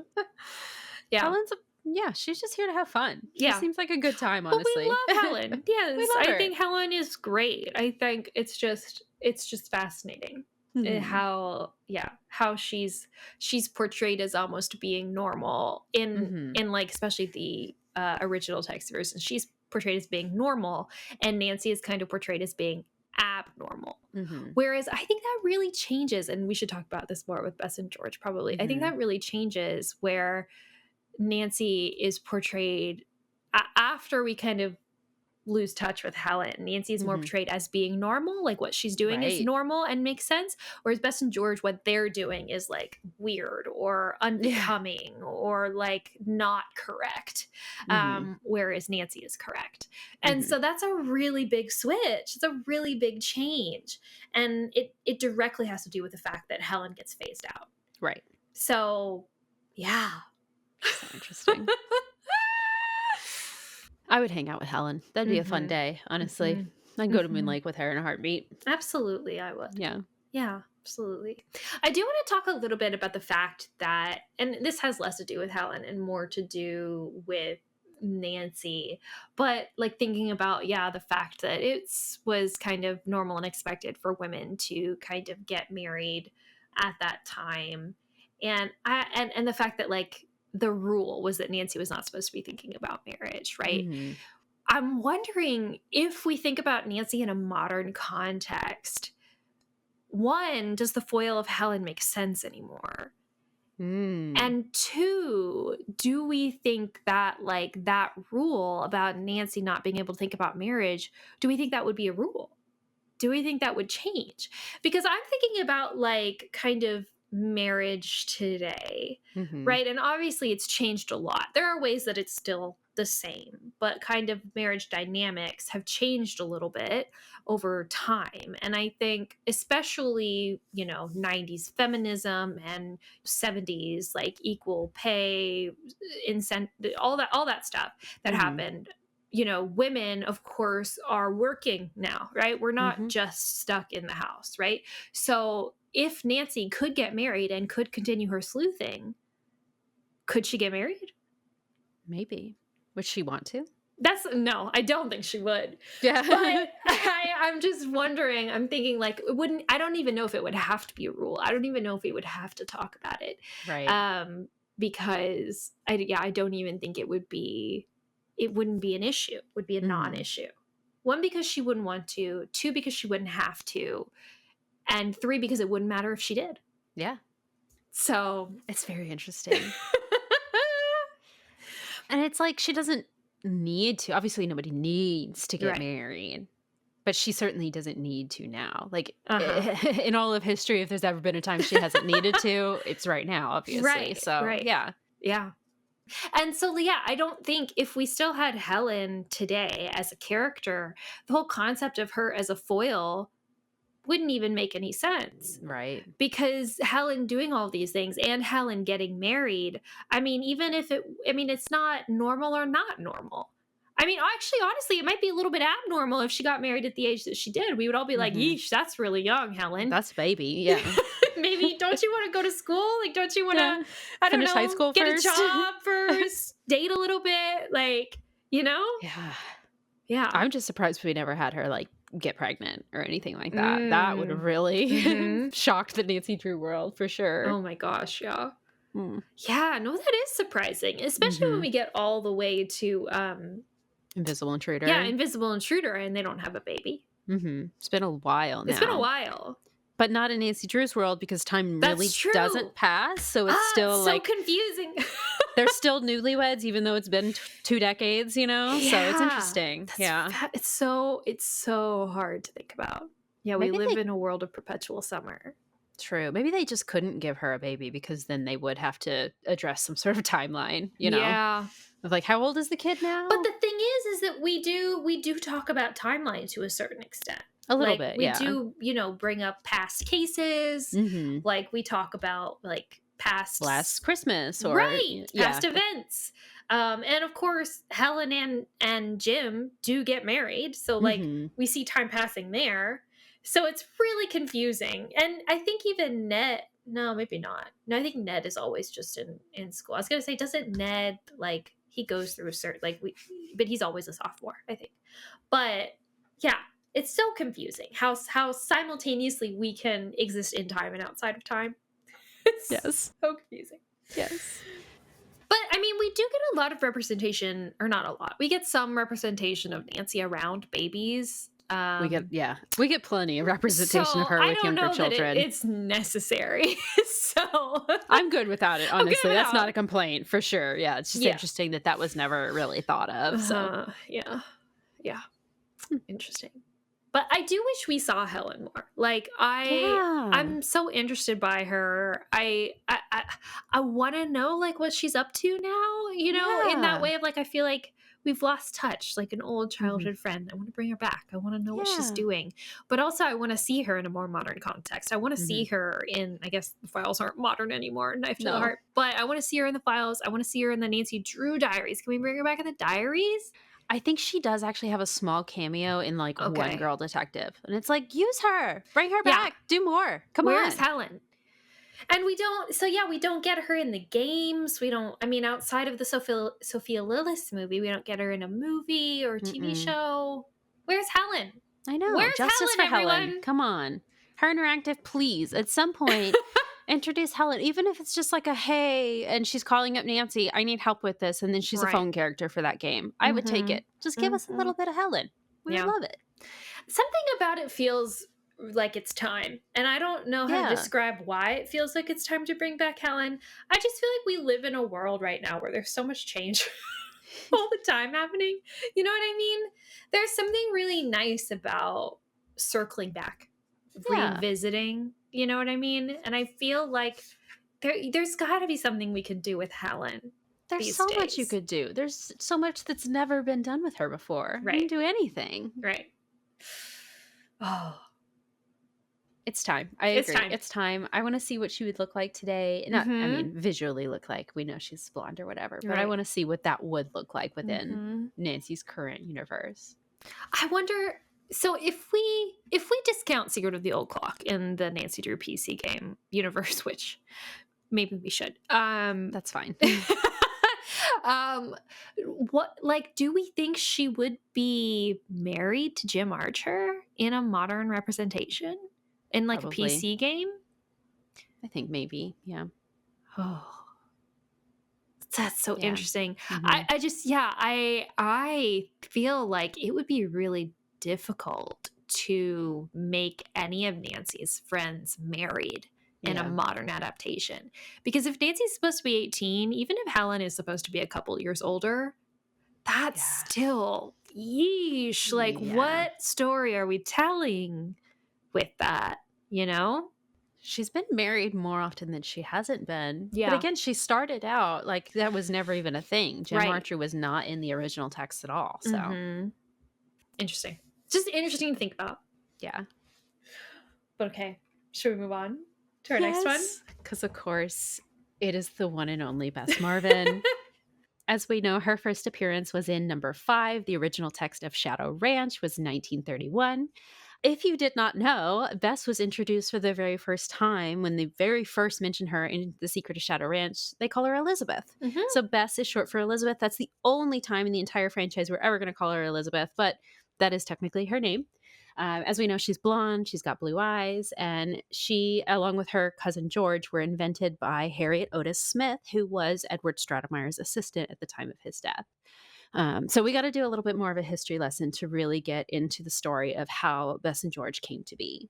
So whenever Edward Stratemeyer would pitch a book to Grosset and Dunlap, he would usually start by writing a very brief, like 1 to 2 paragraph summary of the story that he wanted to pitch. And then if Grosset and Dunlap approved it, he would then develop that summary into a chapter by chapter outline of the book, which would usually be about like a 2 to 4 page summary, right? Then he would use that outline, he would pass that over to the ghostwriter, and then they would use that when they were writing the manuscript. So when he initially pitched Nancy Drew to Grosset and Dunlap, she was actually called Stella Strong originally. There's actually a few different names that they almost went with. She was almost Nan Drew, Diana Dare, Stella Strong, but she was Stella Strong at the time. So he pitches to Grosset and Dunlap a very short summary for the very first 5 books in the series. He also did write, so he did that for the first 5 books, and then he wrote that chapter by chapter summary, the longer one, for the first 3 books. And then while he was on his deathbed, he basically dictated the one for book 4 to his daughter Edna, because Still he wasn't, working. was not well enough to write it himself, but was just like laying there dreaming up stories. So Edna wrote it all down, and they used that as the outline for the 4th one. But then sadly, he died before any work could begin on the outline for book number 5, which is, of course, Shadow Ranch. So Harriet Otis Smith, who was his secretary at the time, was the one who actually took on the task of writing this outline after his passing, and she added Bess and George to the story in the process. So just to give you a little bit more context on the backstory here, this is, of course, from the New York Public Library. They do have the original copy of this. But this is the original pitch that Edward Stratemeyer came up with for The Secret of Shadow Ranch. And originally the title was either going to be The Mystery at Shadow Ranch or The Mystery at Shadow Valley. And this is word for word the summary that he came up with for Shadow Ranch. A thrilling tale of mysterious doings at various places in the valley. Many thought that robberies of rich homes were contemplated. It remained for Stella Strong to clear up the perplexities. That's it. That's the whole summary. That's all we get. Just various things are happening in different places. Yep. That's it. And maybe some robberies. But yeah, some of the other descriptions for the first 5 are a little bit more fleshed out than that, but not much more. Yeah. So anyway, so Harriet Otis Smith, she invents Bess and George in the process of writing this outline that she created. And so her intention here, she wanted to make new foils for Nancy because I don't know, maybe Helen just wasn't good enough anymore for her. But she does create Bess and George to have almost opposite personalities, meaning that Nancy would fall right in the middle of any, personality trait or anything that they're trying to do. Like you said, they're trying to frame Nancy as the quote unquote normal one, where Bess and George are kind of on the fringe extremes of a lot of things. So going back to Bess here, Bess's interests are all very stereotypically girly, such as like fashion, pop culture, boys, baking, all that kind of stuff. As we know and as we hate, Bess is the stereotypical fat friend. Right. They're always describing her as trying to lose 5 pounds, and she's always the butt of the joke because of that. But yeah, so she serves as this like ultra feminine foil to Nancy. Nancy is, of course, very feminine. We would never doubt that about Nancy. We know this about her, but not so much, never so feminine that she would ever allow like a cute boy or a sale at the mall to distract from her sleuthing. So in turn, this makes Bess look a little bit flighty, ridiculous, silly, distractible. Not Female. great. Female. Yeah. Not great in my opinion, but yeah. Mm-hmm. More characterization of Bess here. She frightens very easily. She does often try to like convince Nancy and George to take a safer approach to sleuthing whenever they're like going and doing dangerous things in their cases. She's like this empathetic voice of reason, but that's bad for some reason. We look down on her for being like, hey guys, what if we took a breather and thought about our strategy here for a second? That's wrong. Whatever. Yeah. So anyway, Bess and George are both from wealthy families, although it's implied that they might not be quite as rich as the Drews. And in the later of the original 56 books, Bess does date Ned's friend Dave. And we do in the Hardy Boys crossovers, whenever they show up, she does have some flirtatious moments with Joe, although she doesn't like actually date him. Mm-hmm. Although I think they kiss in the 70s show. I think they do. For the Dracula. The Dracula one. Yeah. Nancy Drew and Hard Boys meet Dracula. Yeah. I'm pretty sure. Yeah. Yeah. That's cute. I like them together. I think that's kind of a sweet pairing. But. You should. Okay. We need to read. Oh, which one is it? The comic. We need to read Nancy Drew, The Palace of Wisdom. Yes. Because they maybe get together in that. No spoilers or anything. Okay. But, okay. Ooh, that's good to know. I like that. So more about the Marvin family here. Of course, as we know, she and George are first cousins. And in number 9, The Sign of the Twisted Candles, we learn that George's mom and Bess's mom are sisters. And in the original 56, Bess is usually depicted as an only child, although sometimes that does change. In fact, we meet a lot of Bess and George's family members throughout the series, like a lot. Although there's really never any consistency on how many siblings, cousins, aunts, uncles, blah, blah, blah, that they have. I did see, I think it was Lea Shangraw Fox made a joke of like, you can try to make a family tree, but don't hurt yourself, because like it really just does not make any sense when you try to put it all together, because there's just so many people that shouldn't be related, but then somehow they're inserted anyway. But anyway, so most of the time, these family members are just added for the sake of having another mystery to introduce to Nancy. It's just like, oh, my cousin needs help with this, or like my aunt showed me this thing, and maybe you can use it as a clue. You know, they're really just there for that purpose. The only way it really makes any sense at all is if you think that like they call people aunt and uncle or cousin or whatever who aren't like actually related to them. They're just using those terms for like close family friends. That's the only way it makes sense. No, it doesn't make any sense at all. Yeah. But yeah, so oftentimes there's a lot of contradiction on how everybody's related or like why everybody's there. But just a few of the stories where they are relevant: Sign of the Twisted Candles, Clue of the Leaning Chimney, Haunted Showboat, Shadow Ranch are all just some recent ones that we've covered that do revolve around their extended families. A little bit more on the adaptations here. Bess does, of course, appear in all of the adaptations except for the Midnight at Granville movies. Although I don't think that she's in the 77 show until season 2. I don't think she shows up until then. I think you're right. In the PC games, she is, of course, a phone character in a lot of our games, but we do have her as a playable character in both Legend of the Crystal Skull and Alibi and Ashes. And she's also an in-game character in Alibi and Ashes, Ransom of the Seven Ships, and Shattered Medallion. The CW show does probably make the most amount of changes to the Drew Cruz characters of all the adaptations, because, of course, in that show, Bess and George are not related. Also, though, in that show, Bess dates women, which is, of course, the very, very first and only time any Drew Crew member has been officially confirmed to be LGBTQ. Very, very interesting. Love this. Although it wouldn't have been if the Sarah Shahi pilot ever made it to air, because in that adaptation, George is confirmed as being gay. So, yeah. As much as I someday want like an official confirmed George character, George dating women, I love that they did it at all. Like, I'll take it. You know, you finally did it. It's the very first time we've had anyone be gay. And so. And the thing is, we could talk more about this when we talk about George, maybe. But the thing is, though, is that George is already such a gay-coded character. Like, she's already super queer-coded in all the things that she does. And the portrayal of George in the Sarah Shahi pilot, which I know that not a lot of people actually saw, right? Because it never aired, and we were very lucky to see it. But even that portrayal of George is somewhat stereotypically lesbian. Yes. In kind of butch, right? Like a little bit more masculine presenting, maybe.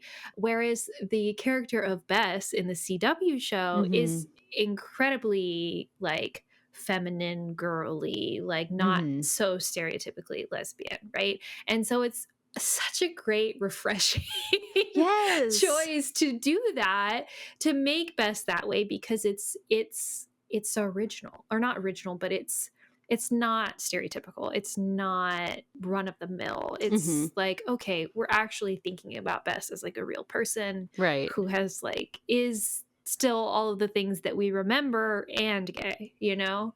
It's not like, so yes, thank you. This was exactly what I was going to say. Like, as much as I would love to see George eventually, because it's been fanon for so long that George is like headcanon, she's gay. And as much as I would love to see a portrayal of that eventually, there is definitely something to like the stereotypically girly character dating women, but the stereotypically tomboy character does not date women. So it's very interesting subversion of those expectations and those stereotypes that I really loved seeing that. Yeah. Also, another notable thing about 2019, both the Sophia Lillis movie and the CW show, it's the very first time we have non-white members of the Drew Crew. Right. Oh, long time coming. Long time coming. It took until 2019 for Nancy to have a non-white friend. A non-white boyfriend, Ned. We got to talk about that. Yeah. Or Nick, sorry, not Ned, but yeah. Well, he's still Ned. His legal name is still Ned, but he just goes by character of Nick. So, yes. Yeah. Very interesting show. But what else do we want to say about Bess? Well, less about Bess and more about like just the concept of Bess and George as foils to Nancy.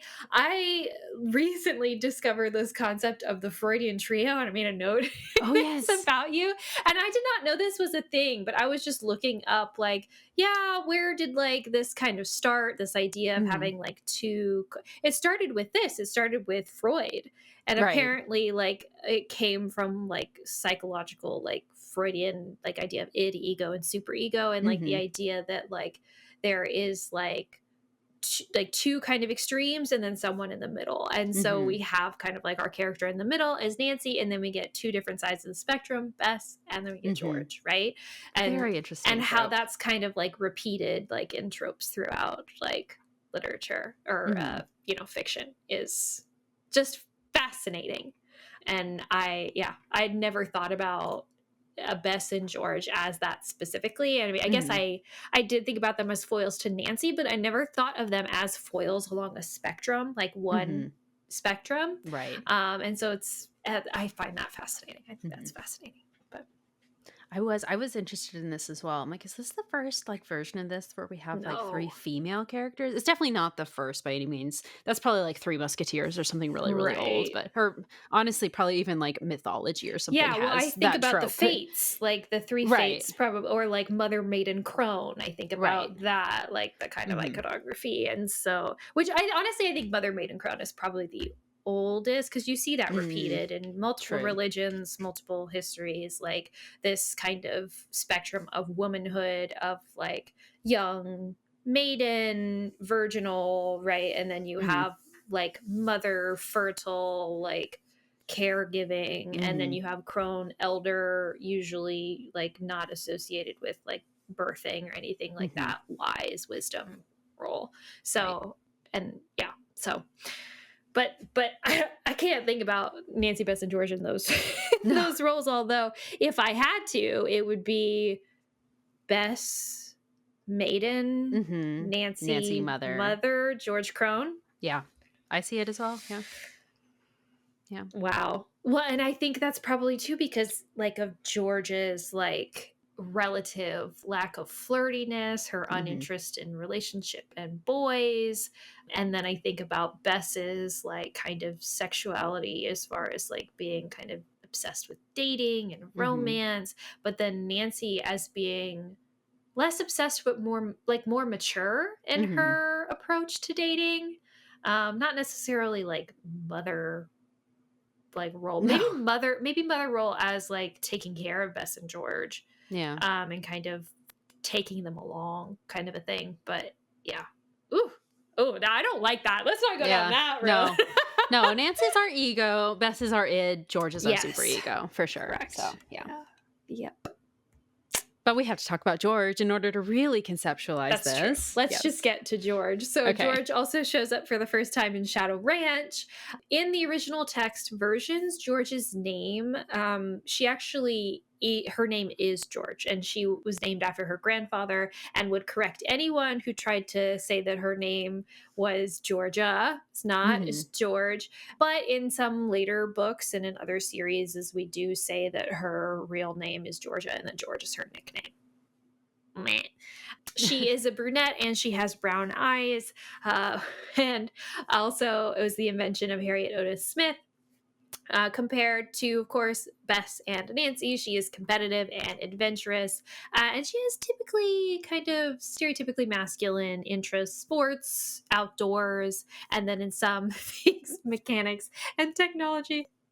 And yeah, so she serves as Nancy's foil in the opposite way of Bess, in that she is just more of all of those things than Nancy is. And right, Nancy is, of course, athletic, and she isn't afraid to kind of do things to like quote unquote get her hands dirty, but not so much that you would ever think, oh, she's a tomboy, she's too masculine, right? Whereas you might say that about George.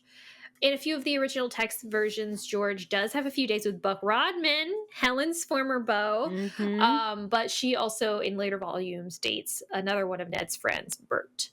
She's kind of got the same, of course she's in the same family as Bess, they're related, so that's all the same. Usually she was an only child in the original 56, but if she is ever given siblings, which she is in a few of the later books, or not necessarily later. I can't remember which ones. I think it's the girl detective where she has all the brothers. Yes. Is that right? Yeah, that sounds right. She does. Yeah, she has all brothers.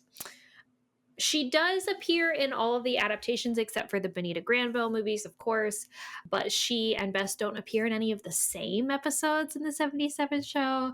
They're always in different episodes, which is kind of frustrating because it does feel a little bit like not the point. Like the point of Bess and George is that they are foils of Nancy. And so when you pull them apart and separate them out, it doesn't work quite as well. George is a playable character also in Alibi and Ashes, in Ransom of the Seven Ships, and she is an in-game character in Shattered Medallion. And then, of course, in the CW show, she is renamed George Fan instead of George Fane, and she is our first Asian character of the Drew crew in the CW show. And she is a caretaker of her 3 younger sisters who also have stereotypically boy names, and I love this. Me too. I'm so obsessed with this. Her little sisters are named Ted, Jessie, and Charlie. And I do think that Ted, naming her little sister Ted, is a subtle nod to the Benita Granville's Teds, and you cannot convince me otherwise. I love it. So, yeah. So nice. I don't know. So good. Maybe it's just, obviously Kori can be a boy's or a girl's name, but like myself having a name that could be stereotypically male, I don't know why. I just find this so cute. I just love how so cute. Empowered they feel in the names that they have, and then to give all the sisters kind of like not matching names, but all just kind of that same style of, they could be a girly name or it could be a boy name. I don't know why. I just love it so much. It's also, and I mean, I don't want to get too basic or whatever, but like it's really in vogue now to give kind of gender neutral names to kids these days, as specifically, I think, girls, like naming girls things like George, or I've also seen, Blake Lively named one of her kids this. Or Blake. Harper. Blake. So things like that. But I love it.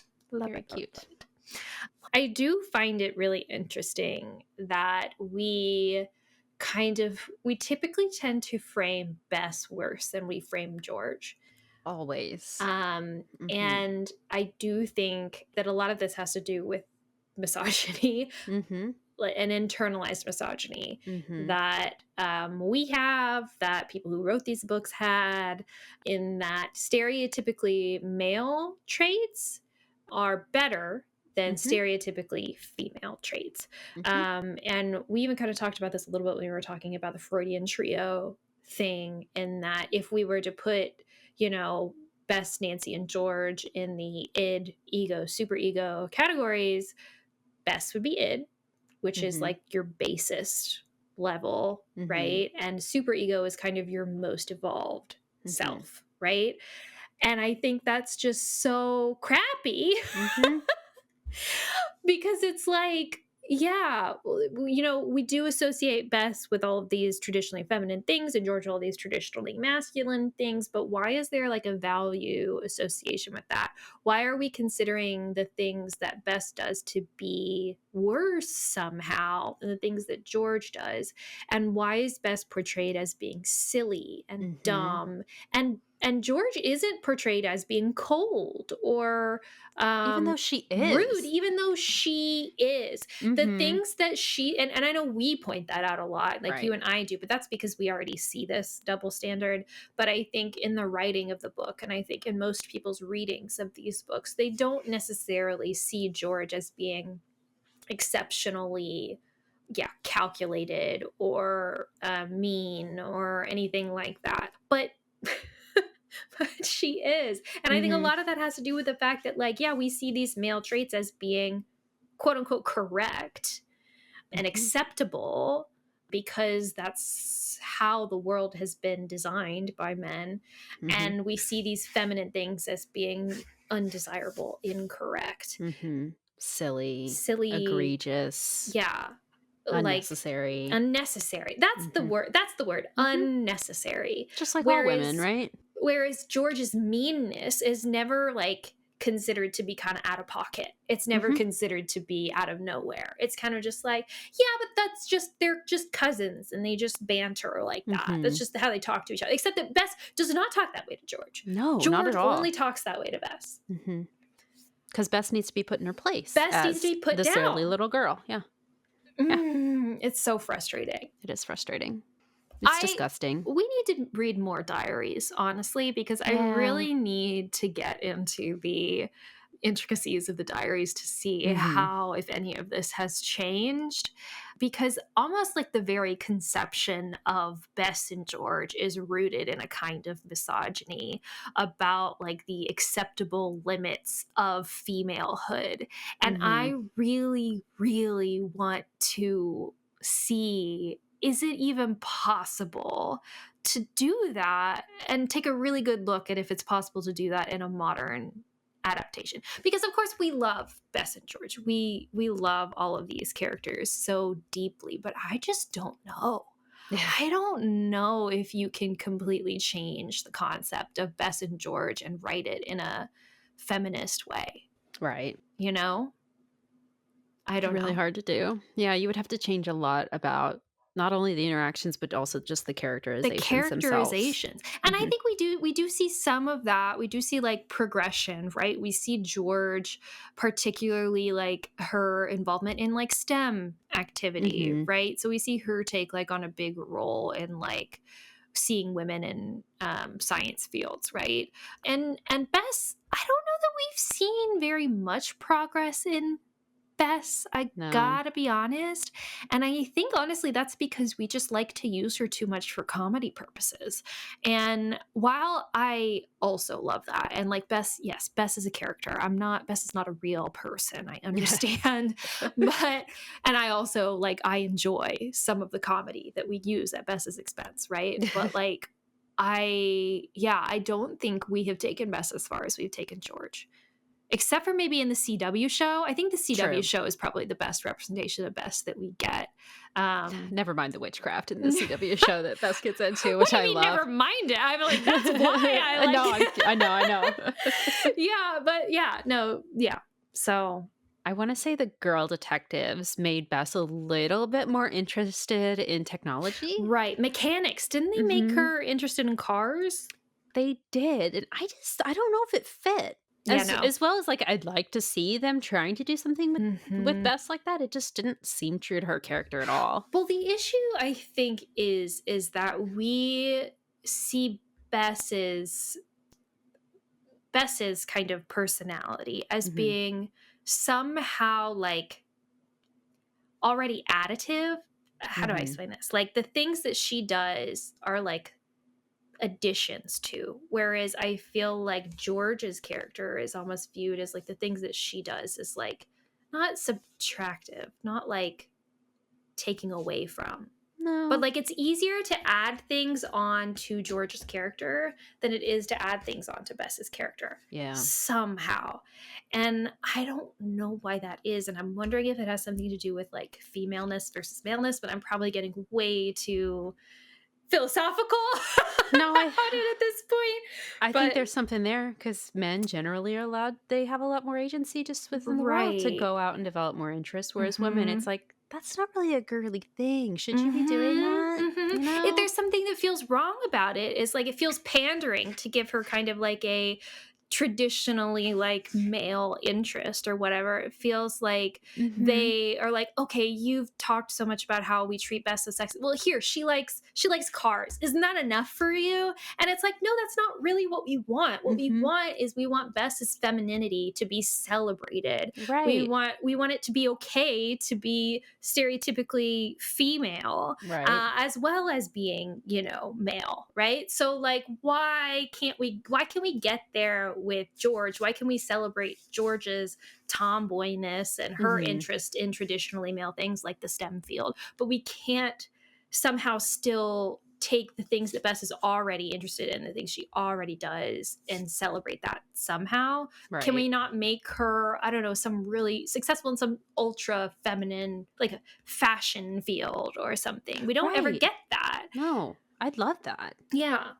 Maybe she's just not old enough to have success like that But George necessarily. is doing George some does. crazy things with technology. She gets recruited to go to some like crazy camp, I think, at some It's point. true. And Yeah. like, is that in the PC games or something?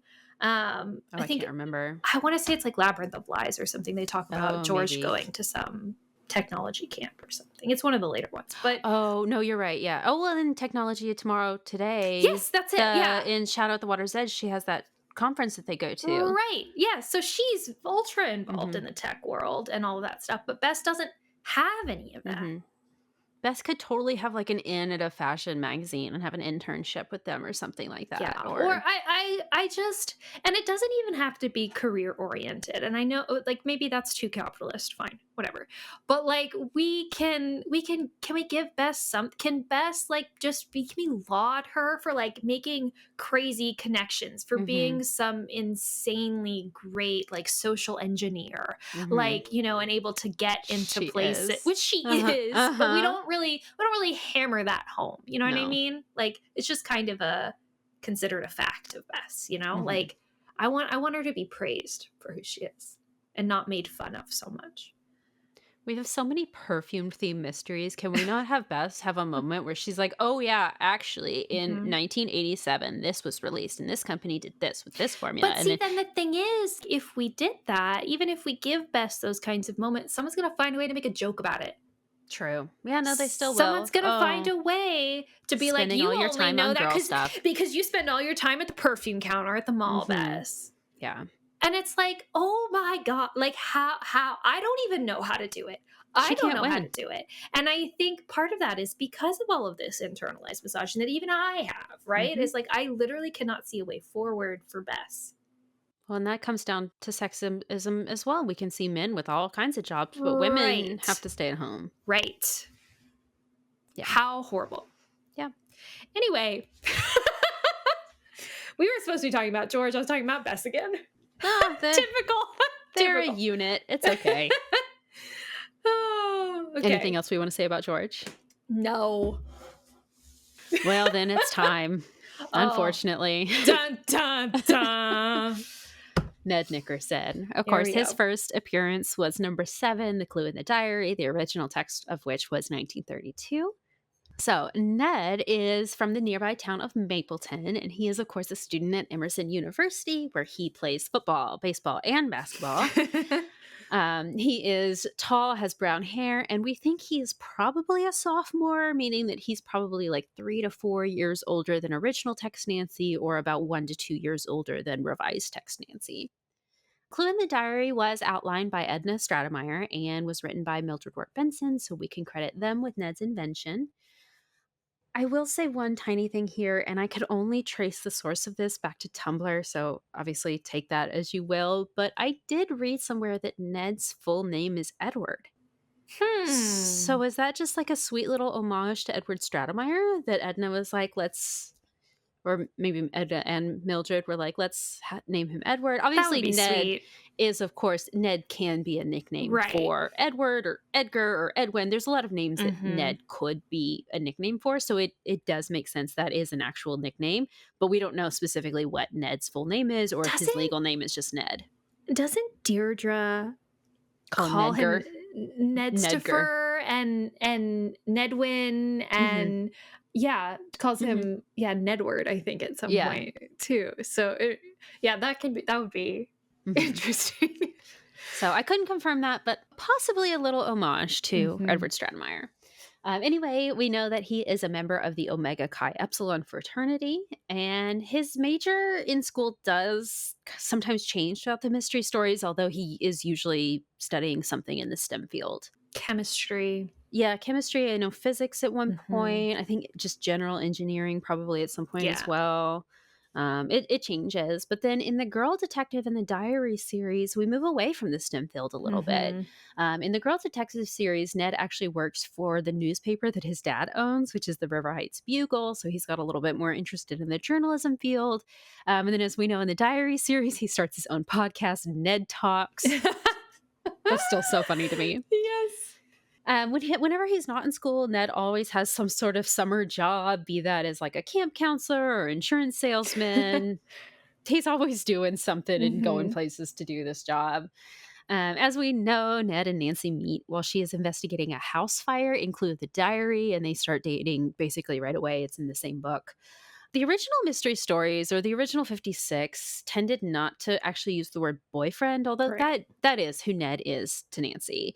Obviously, the word boyfriend back in 1930 was like not a thing. You Yeah. were going steady, and if you were going steady, that's basically as good as being engaged practically. Like it was Right. a lot more serious at the time. So we don't really use that, but he is her boyfriend.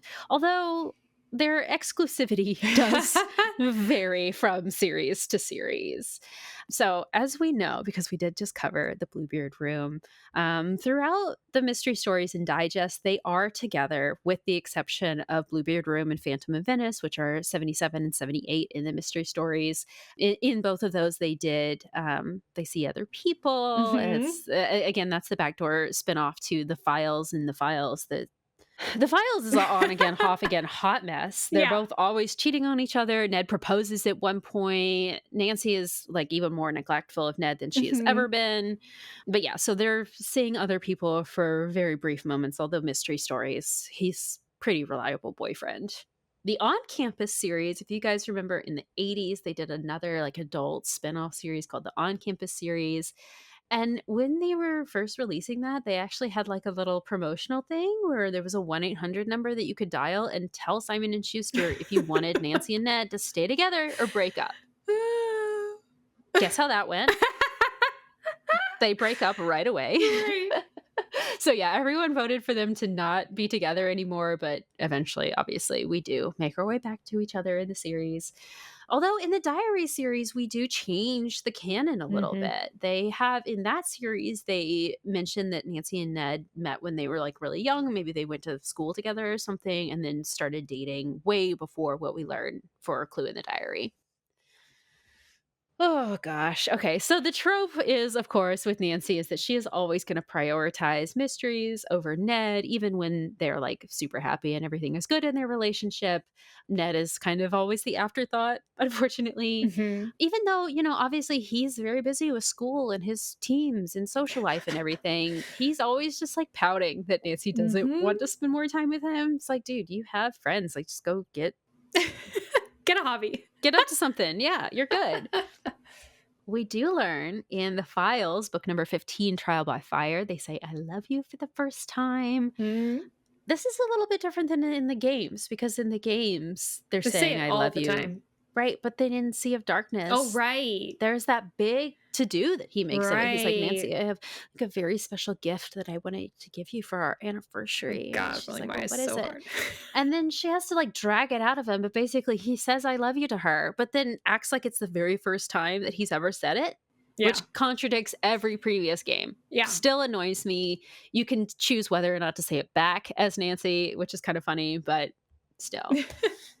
I don't know when their first like kiss is. We Yeah. do, of course, throughout the mystery stories, we have like greeting kisses. She'll Uh-huh. greet him to say hello or goodbye. They'll Right. have a little peck, maybe on the cheek, maybe on the lips, but it's not like Mhm. making out like we do in the Files or Yeah. at the Bluebeard room. Like, Right.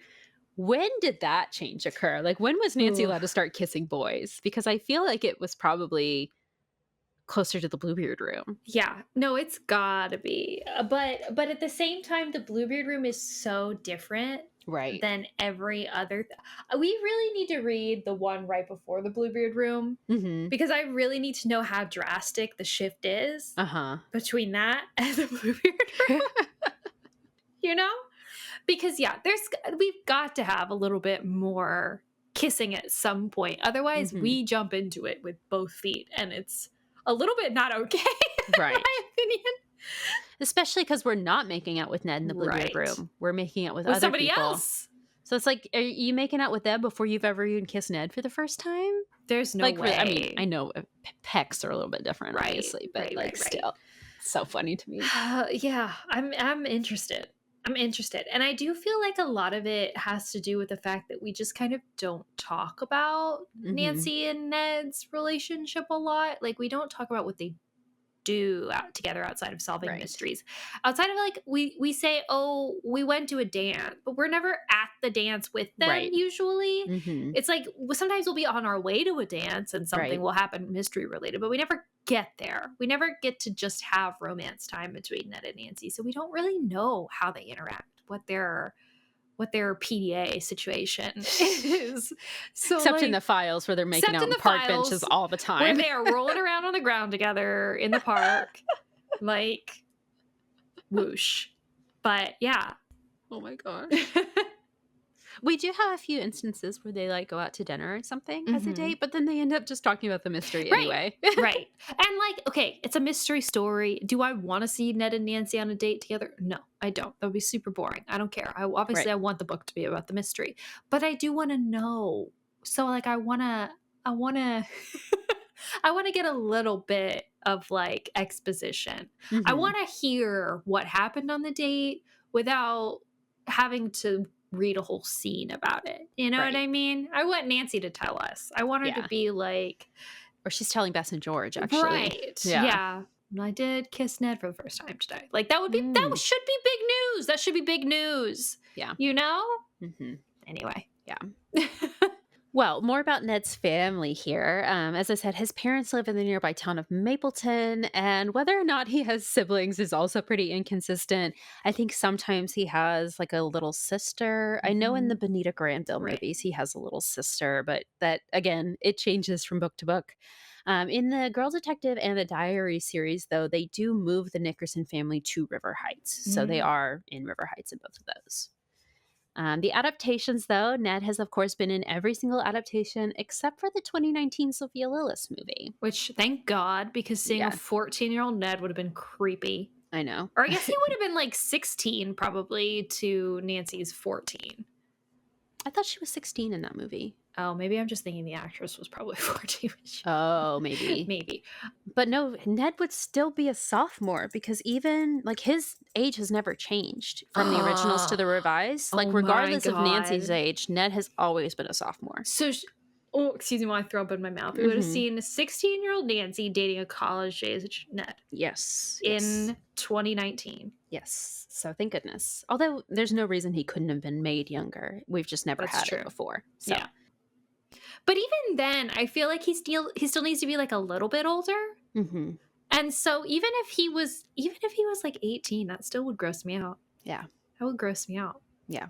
Not that there's not a love interest in that either. Because we do have a little love interest in that movie for her. It's very almost like, not really. There's not like a kiss or anything. There's just a boy that seems like he has a crush on her and she could not care less. So the like police intern kid. Right. Okay, but I remember that was suitably creepy too, because I was like, you're like a fully adult guy crushing on a child. Ew. Yeah. Horrible. Oh man. Yes. But anyway, so of course, as many of you know, Ned is a man of many names because in the Bonita Granville movie, they changed it to Ted because Warner Brothers thought that Ned just sounded too old-fashioned. I don't get this at all because literally that's when those books were being published. Right. So what do you mean? Even back then, they were like, this is outdated. This is not the current 1930s. This is so 1910. Whatever. That's so funny. In the CW show, his name is Ned Nickerson, but they also refer to that as being like too old-fashioned or whatever, and so therefore he goes by the nickname Nick.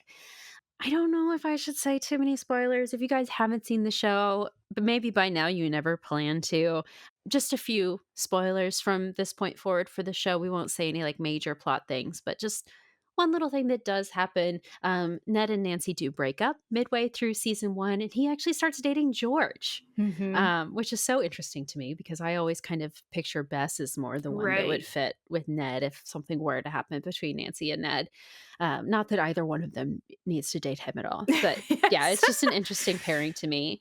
Also in the CW show, Ned's mom is nicknamed Millie. That's so sweet. And I hope, presumably, that is to honor Mildred Ward Benson because she did also use the nickname Millie. His mom is Millicent, not Mildred, but they both still go by Millie. And then while Ned is, of course, a phone character in many of the games, and he is the playable character in Alibi and Ashes, we've never actually seen him. We've seen his character art, but he's never been an in-game character in the games. And then Ned does have two like besties that are almost his version of Bess and George. Do you want to take Bert and Dave here? Sure. So Bert and Dave, his friends from college. I guess we don't really know where they're friends from, but I think they do talk about them occasionally as being in the same school, but maybe they knew each other before. They are. I don't Right. Yeah, I don't know. But they first show up in Clue in the Jewel Box. The original text version came out in 1943.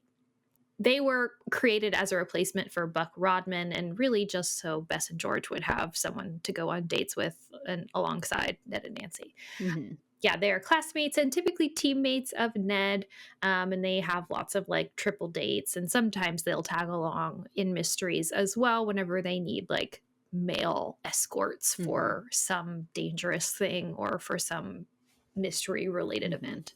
Or if they need to split up as teams to go do whatever. Because God forbid we let the girls go off by themselves. No. So George typically dates Bert, and he is described as being tall, blonde, and handsome, whereas Dave, who Bess typically dates, has dark hair and is more of a rangy kind of guy. They were completely phased out after Simon & Schuster bought out the syndicate, but there is one very brief appearance of Dave in a Nancy Drew file. Bert does have a small phone role in Sea of Darkness, the PC game, where he is Ned's roommate at Emerson College. So, yeah.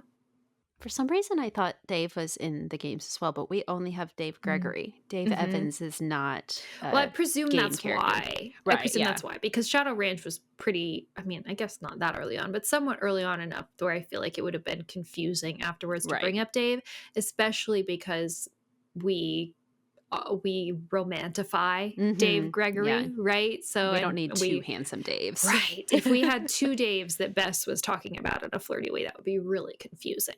Yes, that's true. Yeah. Alrighty. Okay. So I think that concludes our friends category, but we still have two more little sections to go here.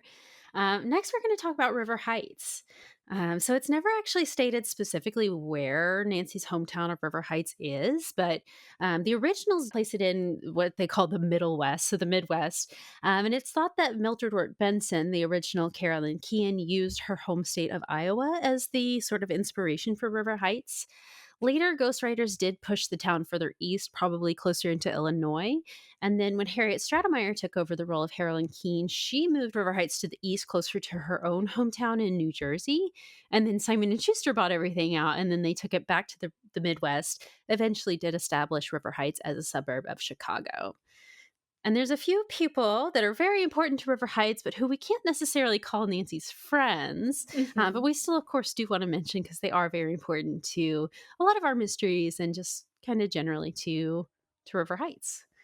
Do you want to take Chief McGinnis Sure, here? yes. Chief McGinnis is obviously our first one we have to mention.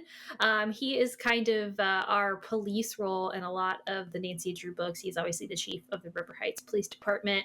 We're not really sure when he first showed up. It's hard to find that information, but sometime in the 1940s seems like would have been when he was first mentioned. He is never actually given a first name in the mystery stories. In the Girl Detective series, they give him the first name of Pete, and then in the CW show, he's given the first name of Edward. And in the mystery stories, Chief McGinnis typically has a lot of trust and respect for Nancy.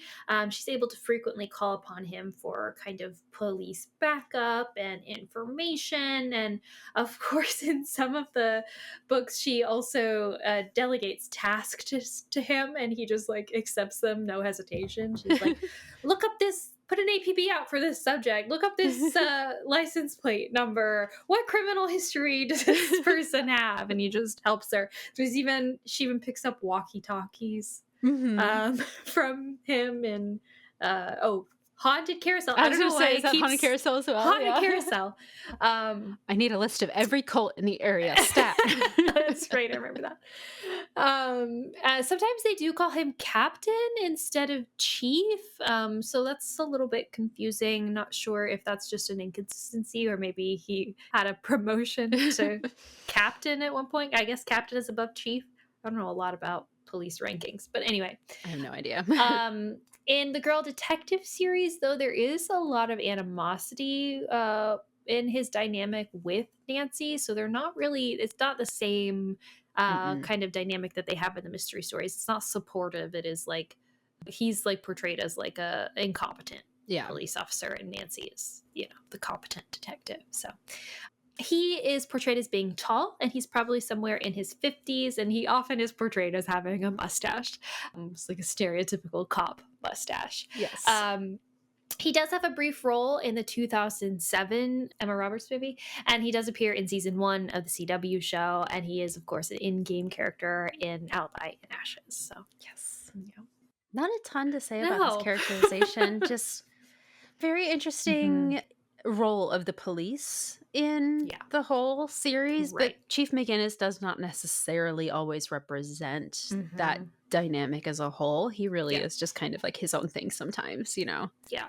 I think the most marked difference is kind of the difference between the original text versions and the revised text version, kind of discounting the different series is just that, like, in the original text version, our Nancy was much more like showing up the police, whereas in the revised text version, Nancy was really working and doing things that the police couldn't do, but she was working with them still, usually. So that's really the biggest dynamic shift, and we don't really see that. I feel like I don't see that a lot with Chief McGinnis in particular. Because I feel like even in the original text versions, when Nancy is kind of showing up the police, it's usually not the police officer that she knows, which is like a police officer, or she's in some other town or something and they don't know her there. But so typically Chief McGinnis is kind of a supportive type character, but always interesting to think about kind of the police in general, and interesting to think about Nancy specifically with Chief McGinnis. And him being kind of completely trusting of Nancy, and I wonder how much of that has to do with small town vibes and like Nancy being a citizen of a very small town, and how much of that has to do with the fact that Nancy is kind of a superhero status a little bit, and just not grounded in reality in the same way that a normal detective would be, and the way a normal detective would probably not get along as closely with the local police department. So yeah. And because he was invented later, of course, there's a lot of examples from the earlier books that aren't even relevant because he's not there yet. Obviously, he wasn't even in the Benita Granville movies because he was not yet invented. So Captain Tweedy in those. Yes. Yeah. And he was really the bumbling idiot in those for sure. Yeah. And so much of like the role of like police in certain of these representations of Nancy Drew are just based off of tropes and detective tropes and, cop tropes and things like that. And Chief McGinnis is really no exception to that. I feel like with his mustache and demeanor, which is sometimes kind of gruff. But I think the difference is in that the way that he trusts and provides kind of unquestioning support to Nancy, which I think is really less about Chief McGinnis as a character and more about Nancy as a character ultimately. So yeah. Okay, next up, one of our favorites, Kori. Next is Brenda Carlton. Her first appearance was, of course, in the very first Files book, Secrets Can Kill, in 1986. Brenda works as a reporter in River Heights and will go to very, very great lengths to get the scoop. She is portrayed as this sort of like ambitious mean girl type of vibe. She really does not like Nancy, and she lets Nancy know it. Brenda has a habit of showing up in a way that will either like throw a wrench in Nancy's plans, like, Nancy always has the big plan at the end and Brenda shows up to ruin that, or Brenda will show up to try to like compete with Nancy to solve the case first. Never actually succeeds in that. I don't know. She just doesn't like think about the end of the plan sometimes, I feel like, and just things happen. But she does appear in the Files series, the Super Mysteries, which is, of course, still in the Files universe. And then I believe that she's in a few of the Nancy Drew notebooks, which is interesting because that's, of course, the Mystery Stories universe rather than the Files universe. We don't know too much about her family, although we do know that her father owns the Times, which is the paper that Brenda works for. And then, of course, she is an in-game character in Alibi and Ashes, and in that game, she is a TV news anchor who works for the Heights 9 News. I am much more interested in Brenda as a foil to Nancy than either Helen or Bess or George, I gotta be honest. Because Brenda is typically portrayed as I don't know if this is a spoiler or not, maybe, but a bit of a villain. Yeah. And so I am really interested to see that because we don't get a whole lot of contrast between Nancy as like a hero versus like a villain foil. And I wonder if that I need to do a little bit more research maybe about the role of foils, and maybe we can only have anti-hero foils. I'm not sure if like narratively structurally it would work to have like an actual villain as a foil, you know. But I do think it's interesting to think about Nancy and Brenda as kind of being two different sides of a similar coin, with Nancy being like similarly driven, similarly intelligent, but not evil. Yeah. Whereas Brenda is just evil. I feel like working for revenge or for just nefarious reasons, but to try to get to a similar goal, you know? Yeah, Brenda's a jerk. Yeah, she's a jerk. Brenda's not a nice person. And morally is kind of represented as like bad. Compared to Nancy's moral goodness. So I think that's what's interesting about Brenda. Definitely. Well, there is another character who was almost created to be like a replacement of Brenda, maybe an improvement upon those qualities. Deirdre Shannon. Yes. Everyone's favorite. I mean, I gotta be honest. Her first appearance was in the first Girl Detective book, so we gotta, forgive her for that, which was Without a Trace. She is also from River Heights, and she and Nancy grew up together, and so they're about the same age. Her father is also an attorney, and Deirdre kind of looks at Nancy as a rival, and her parents even pressure her to be more like Nancy, which is honestly brutal, knife to the heart. Yeah, honestly. Stuff. So poor Deirdre. She obviously appears in the Girl Detective series, and she also appears in the younger series, the Clue Crew books, where it is revealed that they have known each other since first grade. Deirdre also has a crush on Ned and makes that very obvious to both him and to Nancy. Everybody knows about it. Her family is just about as wealthy as Nancy's.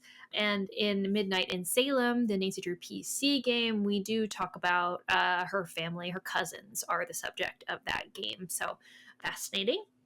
Obviously, she has appeared in the PC games too, Alibi and Ashes, and then also Midnight in Salem. And she was a phone character in Deadly Device.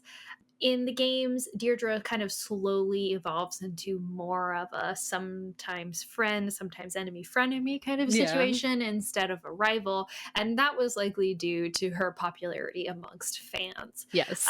So we kind of have ourselves to thank for Deirdre's character arc. I think otherwise, without the fan kind of reaction to how much they loved her, I think probably she would not have been in as many games as she was. So yeah.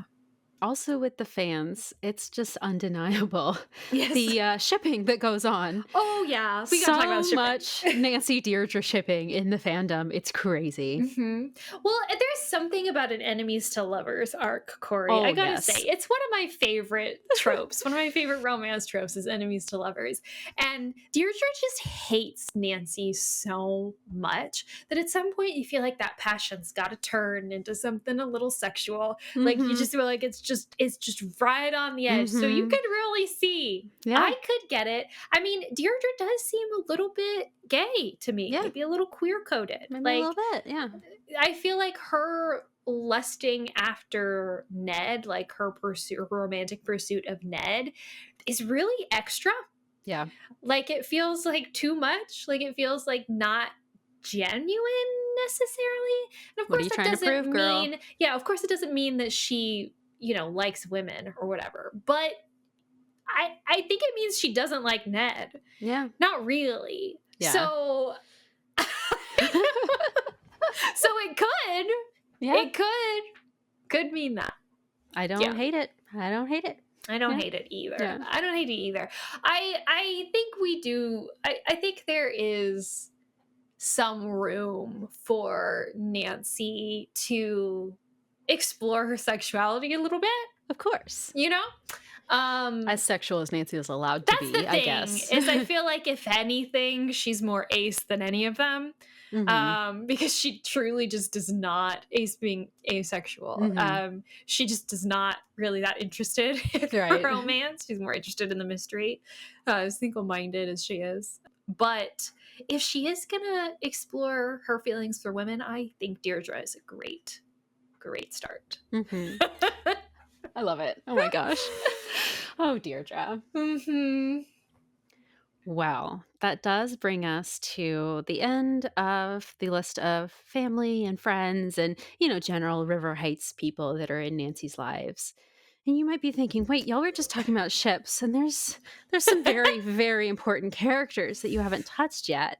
And that is, of course, because they're not technically in Nancy Drew's world, although they are a little bit later, not at the start maybe. But there's, of course, our other Stratemeyer Syndicate intellectual properties that make their way into Nancy Drew's universe that we can't not talk about. Right. So, of course, in September 1977, the world changed forever when our three favorite teen sleuths crossed paths for the very first time in the TV episode, The Hardy Boys and Nancy Drew Meet Dracula.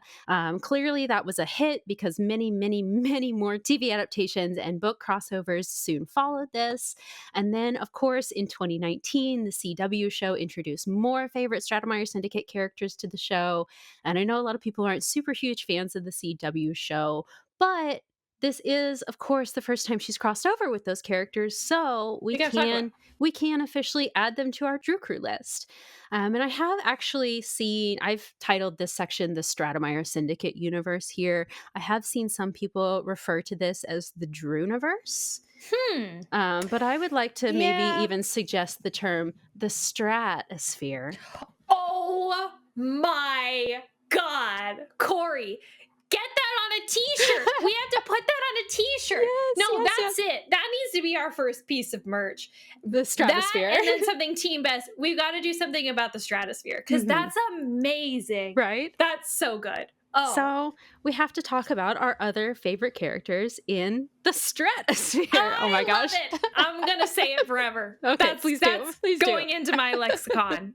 Oh my gosh. Well, of course, we can't not start with the Hardy Boys. So a little bit about them here. Frank and Joe Hardy are the sons of Laura and Fenton Hardy. Fenton is, of course, a retired police detective who now works as a private investigator. And the family all lives with their Aunt Trudy, who is Fenton's sister. They live in the small northeastern coastal town of Bayport. They are portrayed as being 15 or 16 years old in the original text or 18 and 17 in the revised texts. And some of their canon friends here, Frank's girlfriend is Callie Shaw and Joe's girlfriend is Iola Morton. And then they have some friends, Chet Morton, Biff Hooper, Tony Prito, and Phil Cohen, who are, their Bess and George of the series. Frank is portrayed as being, the dark-haired brother who's generally a little bit more quiet and serious, while Joe is the blonde one who is a little bit more outgoing, a little bit more goofy. So the history of Nancy Drew does very closely mirror the Hardy Boys, just Nancy was a few years behind. So the Hardy Boys began in 1927 as another invention of Edward Stratemeyer.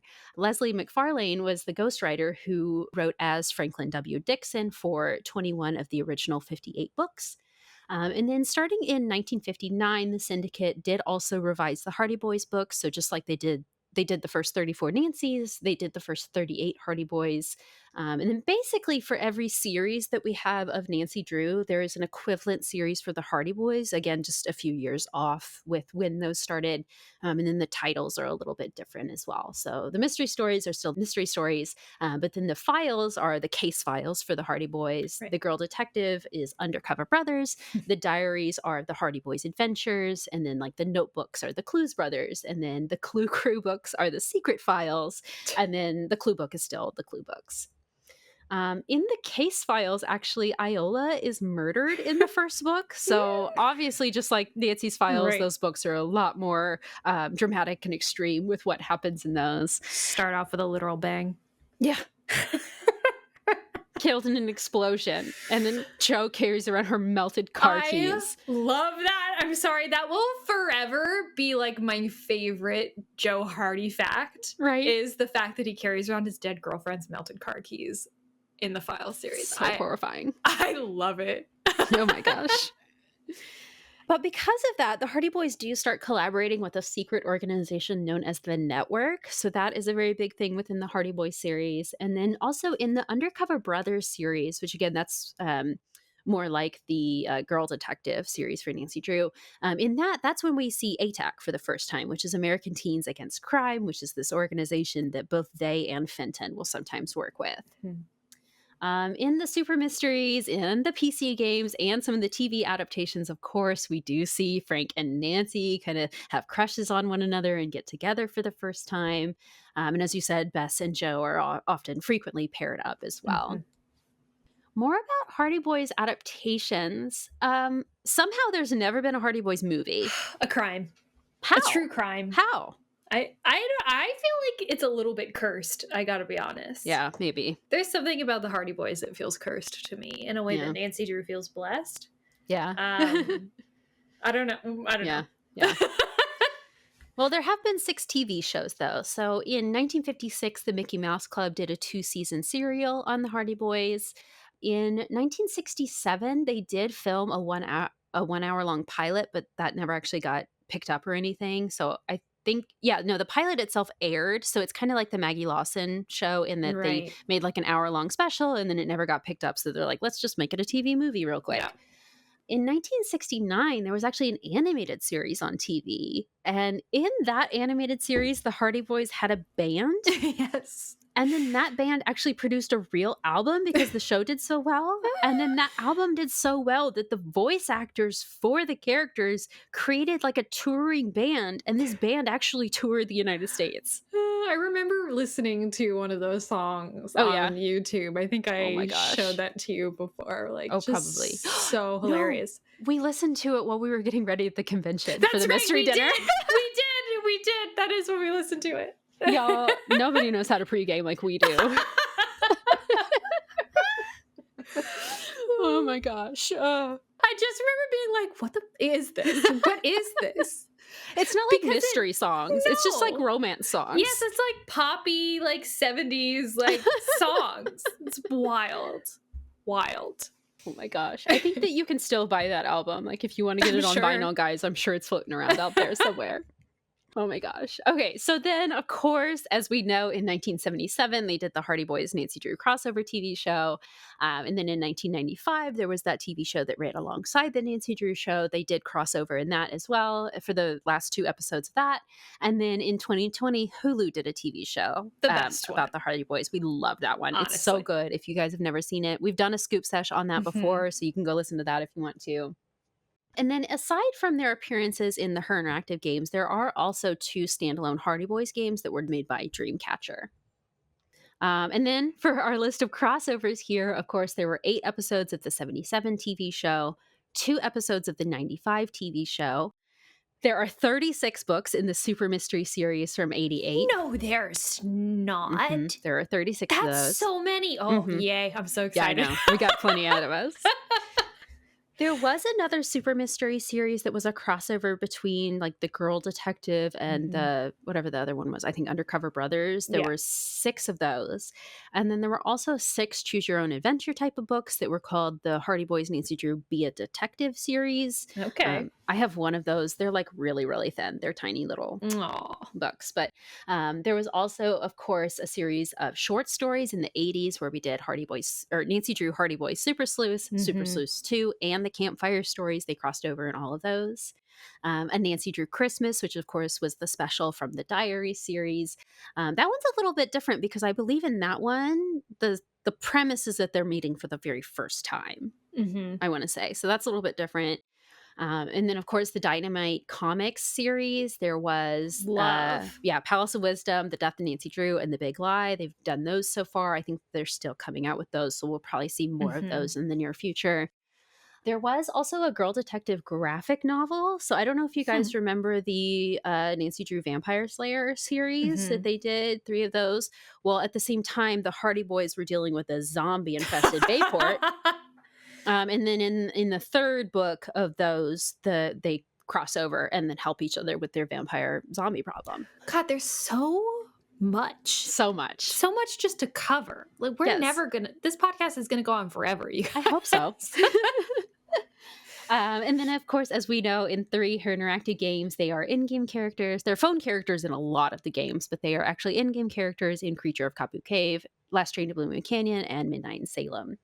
And then Her Interactive did also make a Nintendo DS game that was a Hardy Boys game set in their Nancy Drew universe, but did not actually have Nancy as a character in that game.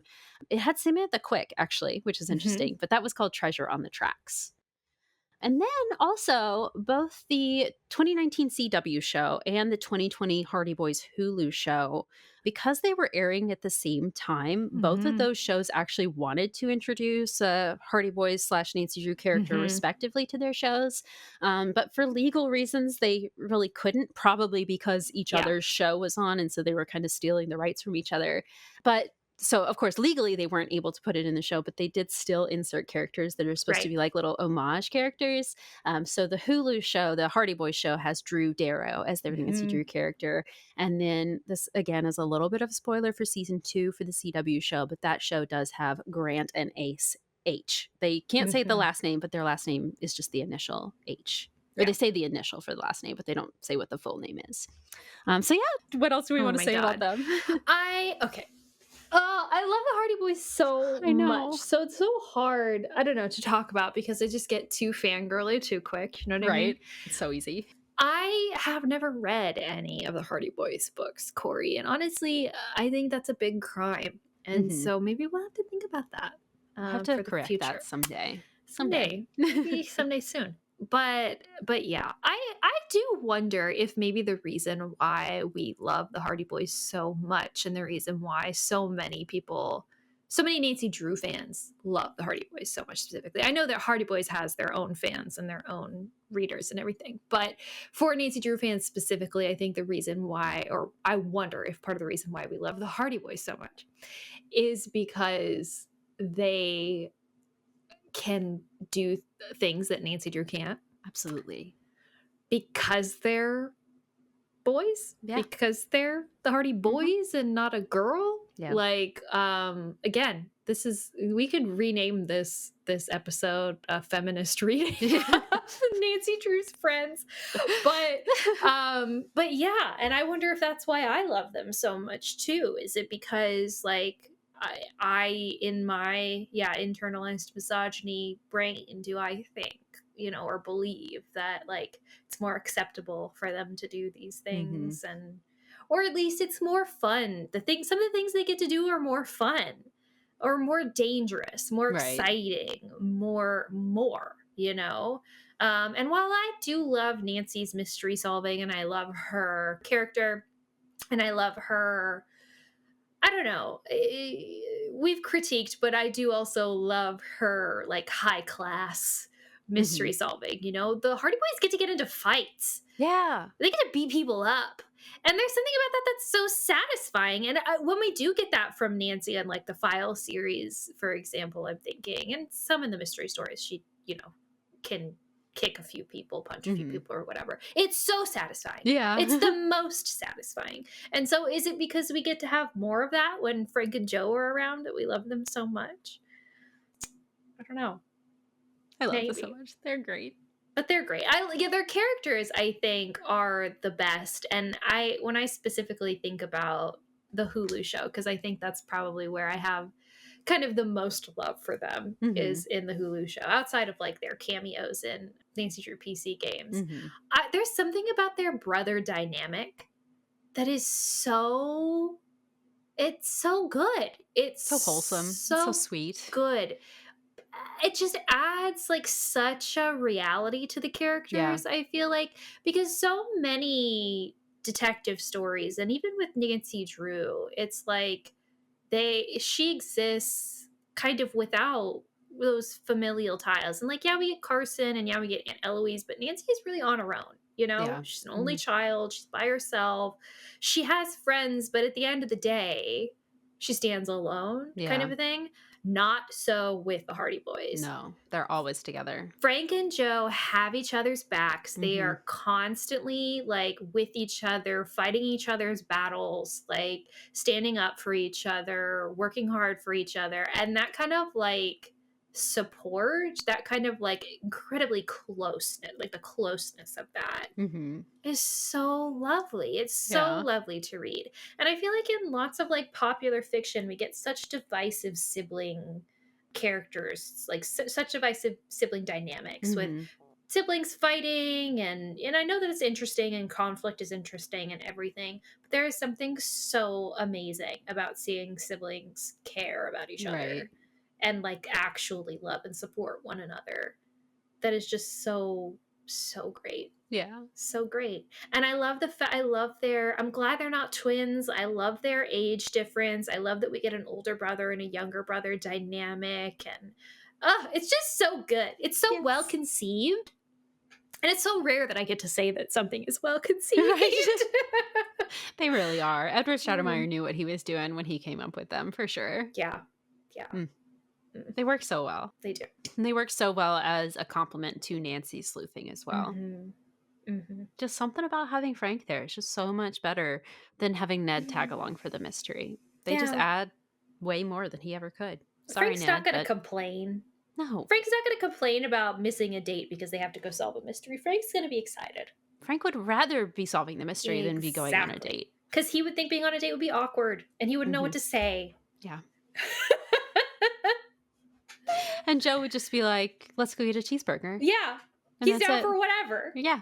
Doesn't matter.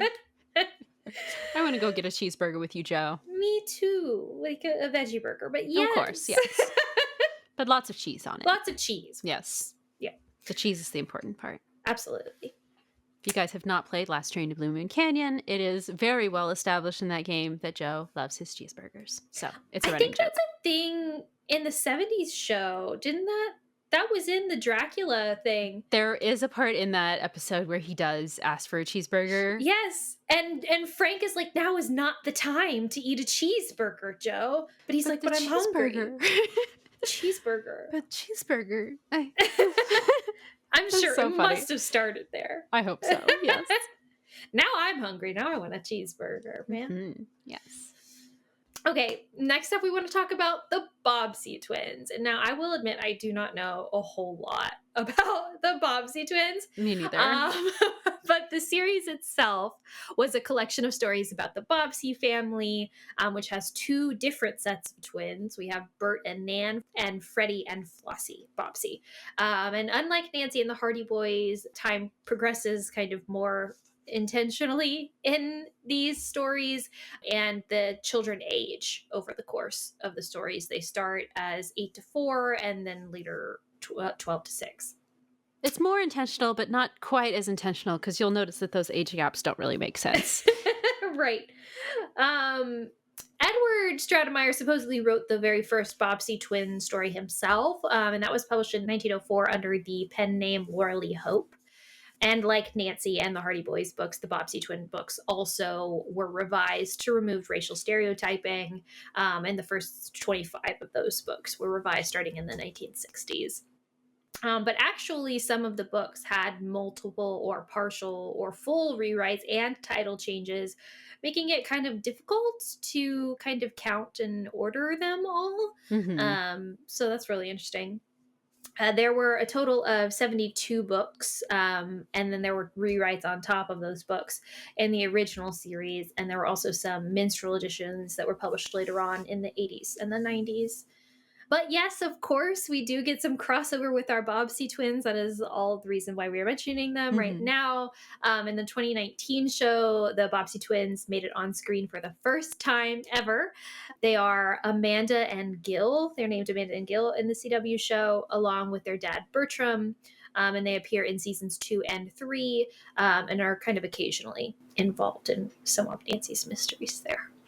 I know you have not seen those episodes specifically, but they are there to, like, introduce Nancy to this case or this clue, although it's a little bit more problematic than just the way I phrase that sounds, because Okay. sometimes they are the problems themselves. Sometimes they are more Right. than helpful, and sometimes it's like, oh, why did you get us into this mess, Gil? Mm. Why are we doing this? Yeah. Yeah, I've never read any of the Bobbsey twins books, but I do have some of them Me too. actually, just because, collecting just a few Stradmeyer Syndicate novels here and there. But I actually really don't know much about them at all, so I can't really say anything. I don't either. Yeah. Okay. Yeah. But yeah, that's just a little brief thing. But I did really appreciate that they made the Yeah. effort to include them in the CW show, just because, like, yeah. Yeah. I mean, if you're like us and you hear that and you're like, oh, yeah, that is a Stratemeyer property. Mm-hmm. So it's just nice to have that reference. Yeah. Well, then our last here is Tom Swift, of course, another of Edward Stratemeyer's inventions. Tom Swift is characterized as this brilliant inventor slash genius character. He lives in New York with his father, who owns a construction company, and his mother is deceased. And he's a little bit older than the rest of our characters. He's about probably late teens, maybe early 20s. As I said, he's another brainchild of Edward Stratemeyer. Howard Garris was the original Victor Appleton, which was the ghost name for the series, and the first book was published in 1910. In 1929, we saw Tom Swift get married to his sweetheart, Mary. And because of this, sales of the series very quickly declined. And this is actually when Harriet started to think, oh, maybe that's because of the marriage, that these characters are no longer relatable to children once they're like full grown married adults. Go figure. We don't like that so much anymore. So this leads Harriet to, well, it in part led Harriet to establish this rule that syndicate characters could no longer marry. And then when the revisions for the rest of the Syndicate series began in the 50s and 60s, Harriet actually decided to end Tom Swift and introduce his and Mary's son, Tom Swift Jr. So now in the Tom Swift Jr. series, we have Tom Swift Jr. being now the age that Tom Swift Sr. was when we left off with him in the last series. And Jr. is now just as much of like this brilliant inventor that Dad was. And now Tom Swift Sr. is a super wealthy adult now, and he owns this company called Swift Enterprises. And they also own this like massive facility where they create all of their inventions together. Like the rest of the Syndicate series, Tom Swift saw several reboot series, like The Girl Detectives or The Diaries. And with each of these series, Tom's inventions are upgraded significantly. So in the originals, he invents like the photo telephone. But then in the 80s, we're literally in space for like the entire decade. It progresses dramatically throughout the series. There were even some ultra thrillers that were a crossover between the Hardy Boys Case Files series and the equivalent Tom Swift series that was going on at the same time. So those were also set in the same universe as the Nancy Drew Hardy Boys Super Mysteries from the 80s. The series themselves, the titles of them can be a little bit confusing because they don't have fun names like mystery stories or files, but you can kind of think of the different series in the following order. So the Tom Swift is more equivalent to Nancy's original text, where Tom Swift Jr. was more like the revised text. Then in the 80s, we had the third Tom Swift series, which again is just called Tom Swift, but these were kind of like the digests. And then the fourth series, that's when we see more of like the Files universe. So the fourth series, again, just called Tom Swift, that's in the Files universe. And then for whenever it was time for Girl Detective and Diaries time, that's when we come up with more fun names. So Tom Swift Young Inventor is more like Girl Detective series, and then Tom Swift Inventors Academy is the Diary series, essentially. I didn't know Kinda. these were still being published today. I didn't either. I had no idea That's that he was crazy. this big. Like, I knew that he was a big Yeah. deal before the Hardy Boys were invented back in the 10s and the 20s. I had no idea it was still going on. Yeah, that's Yeah. crazy. That's so cool. More about the adaptations and crossovers for Tom Swift, though. Edward Stratemeyer did actually try, but ultimately failed to get a movie made in 1914. They did actually start filming a movie in 1969, but then it was just canceled mid-filming. And then they had another planned movie in 1974, but they ultimately abandoned that before they even started working on it. In 1958, a TV pilot was filmed, but then never released. And fun fact, the 1977 Hardy Boys Nancy Drew show was originally going to feature alternating episodes between Nancy, Hardy Boys, Tom Swift, and the Dana Girls. But obviously, eventually it was narrowed down to just Hardy Boys and Nancy Drew. Glenn Larson, who directed that show, did actually write a pilot episode for Tom Swift, but obviously that never got made. In 1983, he and Linda Craig, who was another Stratemeyer Syndicate series, they did a 1-hour mystery TV special called the Tom Swift Linda Craig Mystery Hour. In 2007, they tried to make a video game, but that never happened. That's wild. Yeah. And then now, finally, the part that we're actually here for, Nancy Drew. In season 2 of the CW show of Nancy Drew, there was an episode titled The Celestial Visitor, and this was supposed to serve as a backdoor pilot, or I should say it did serve as a backdoor pilot to the CW show that they made in 2022 called Tom Swift. This is, of course, the very first time that Tom officially meets Nancy, making him, of course, our newest member of the Drew crew officially. That Tom Swift show was canceled after just one season, but the Nancy Drew show does still make periodic references to Tom Swift, just to make it clear that like the characters have kept in touch. Again, little tiny spoiler, but Ned is even offered a job at Swift Enterprises later on in the show. And the creators have actually said that had they gotten the chance to make more seasons, they would have liked to had Nancy like come in to guest star to come help him with a case or something like that. And then finally, just one small fun fact for you. Tom did get a Parker Brothers board game, just like Nancy and the Hardy Boys did in the 50s. So cool. Yeah. So there's Tom Swift for you.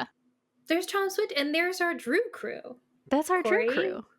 My gosh. That's our stratosphere. Our stratosphere! Yes. Yes! It's huge. Oh, I am making a shirt. Oh, please. Yes.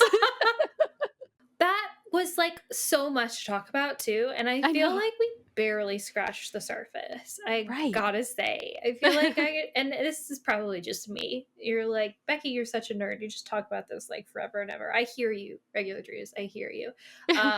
But like literally, I could. Yeah. And you know what? This is our podcast, so I get to do that. But yeah, no, it's just so fun to talk about and to think about. And yeah, I know at the end of the day, these are all like made up fictional characters. They're actually like just supporting roles, even to our main character, which is crazy. But it's just they're so beloved. I love them all so much. And to think about them and to talk about them, it's just great fun. It's great fun. And I just find it massively, endlessly interesting. So. They needed their own episode. They're so important. So important. So integral. They needed dedicated time just to them and their histories. Yeah. And now I feel like we need to go grab a Hardy Boys and a Bobsy Twin and a Tom Swift and just read those just for funsies. Seriously. Oh, I didn't even mention Tom Swift, probably the first Black character, or first character to be like representing a main character in the Stratemeyer Syndicate universe and be a Black man. Yep. Yeah. Because I don't think we've ever, I'm trying to think. Well, no, the Bobbsey twins are also not white in the CW show. And they show up a little bit before. Yeah. So. Yeah, they show up before Tom Swift does, but they don't ever have their own show. Right. Tom Swift is the main character of his own show. Yeah. Right. Getcha. I getcha. Yeah. That's so cool. Very cool. Yes. So lovely. So fun. Yes. I guess we can't give a flashlight score for this. Bess gets 5 flashlights. Bess gets 5 flashlights as per usual. We have Carson 4, Deirdre, and Eloise 3, Deirdre 2. No, just kidding. They're all 5 stars. They're all 5 stars. All 5 stars. Not gonna lie. Or sorry, 5 flashlights. Yes. I love them all. I love them all dearly. Maybe not equally, but they're all great. Dearly is the right word, for sure. Yes. Yeah. Well, But that was our history of the Drew crew. we've spent so much time talking about Nancy Drew Hardy Boys crossovers. We sure have, Kori. We might need to spend just a little bit more time talking about Nancy Drew Hardy Boys crossovers. What do you think? I think that's an excellent plan. Yay! Honestly. And next up, what do you know, Kori? We have just a few episodes planned to do just that. Yes. Our next episode is going to be honestly much anticipated, at least by me, I feel like. We are going to be discussing a famous Nancy Drew Hardy Boys crossover PC game, Creature of Kapu Cave. Honestly, iconic. Yes. So iconic. And when I think about Nancy Drew PC games and like their wacky craziness, I think a lot about this game. I gotta be honest. Oh yeah. So excited for that. That will be coming up next. And yeah, hope you'll join us then, regular Drews. Yep, we'll see you then.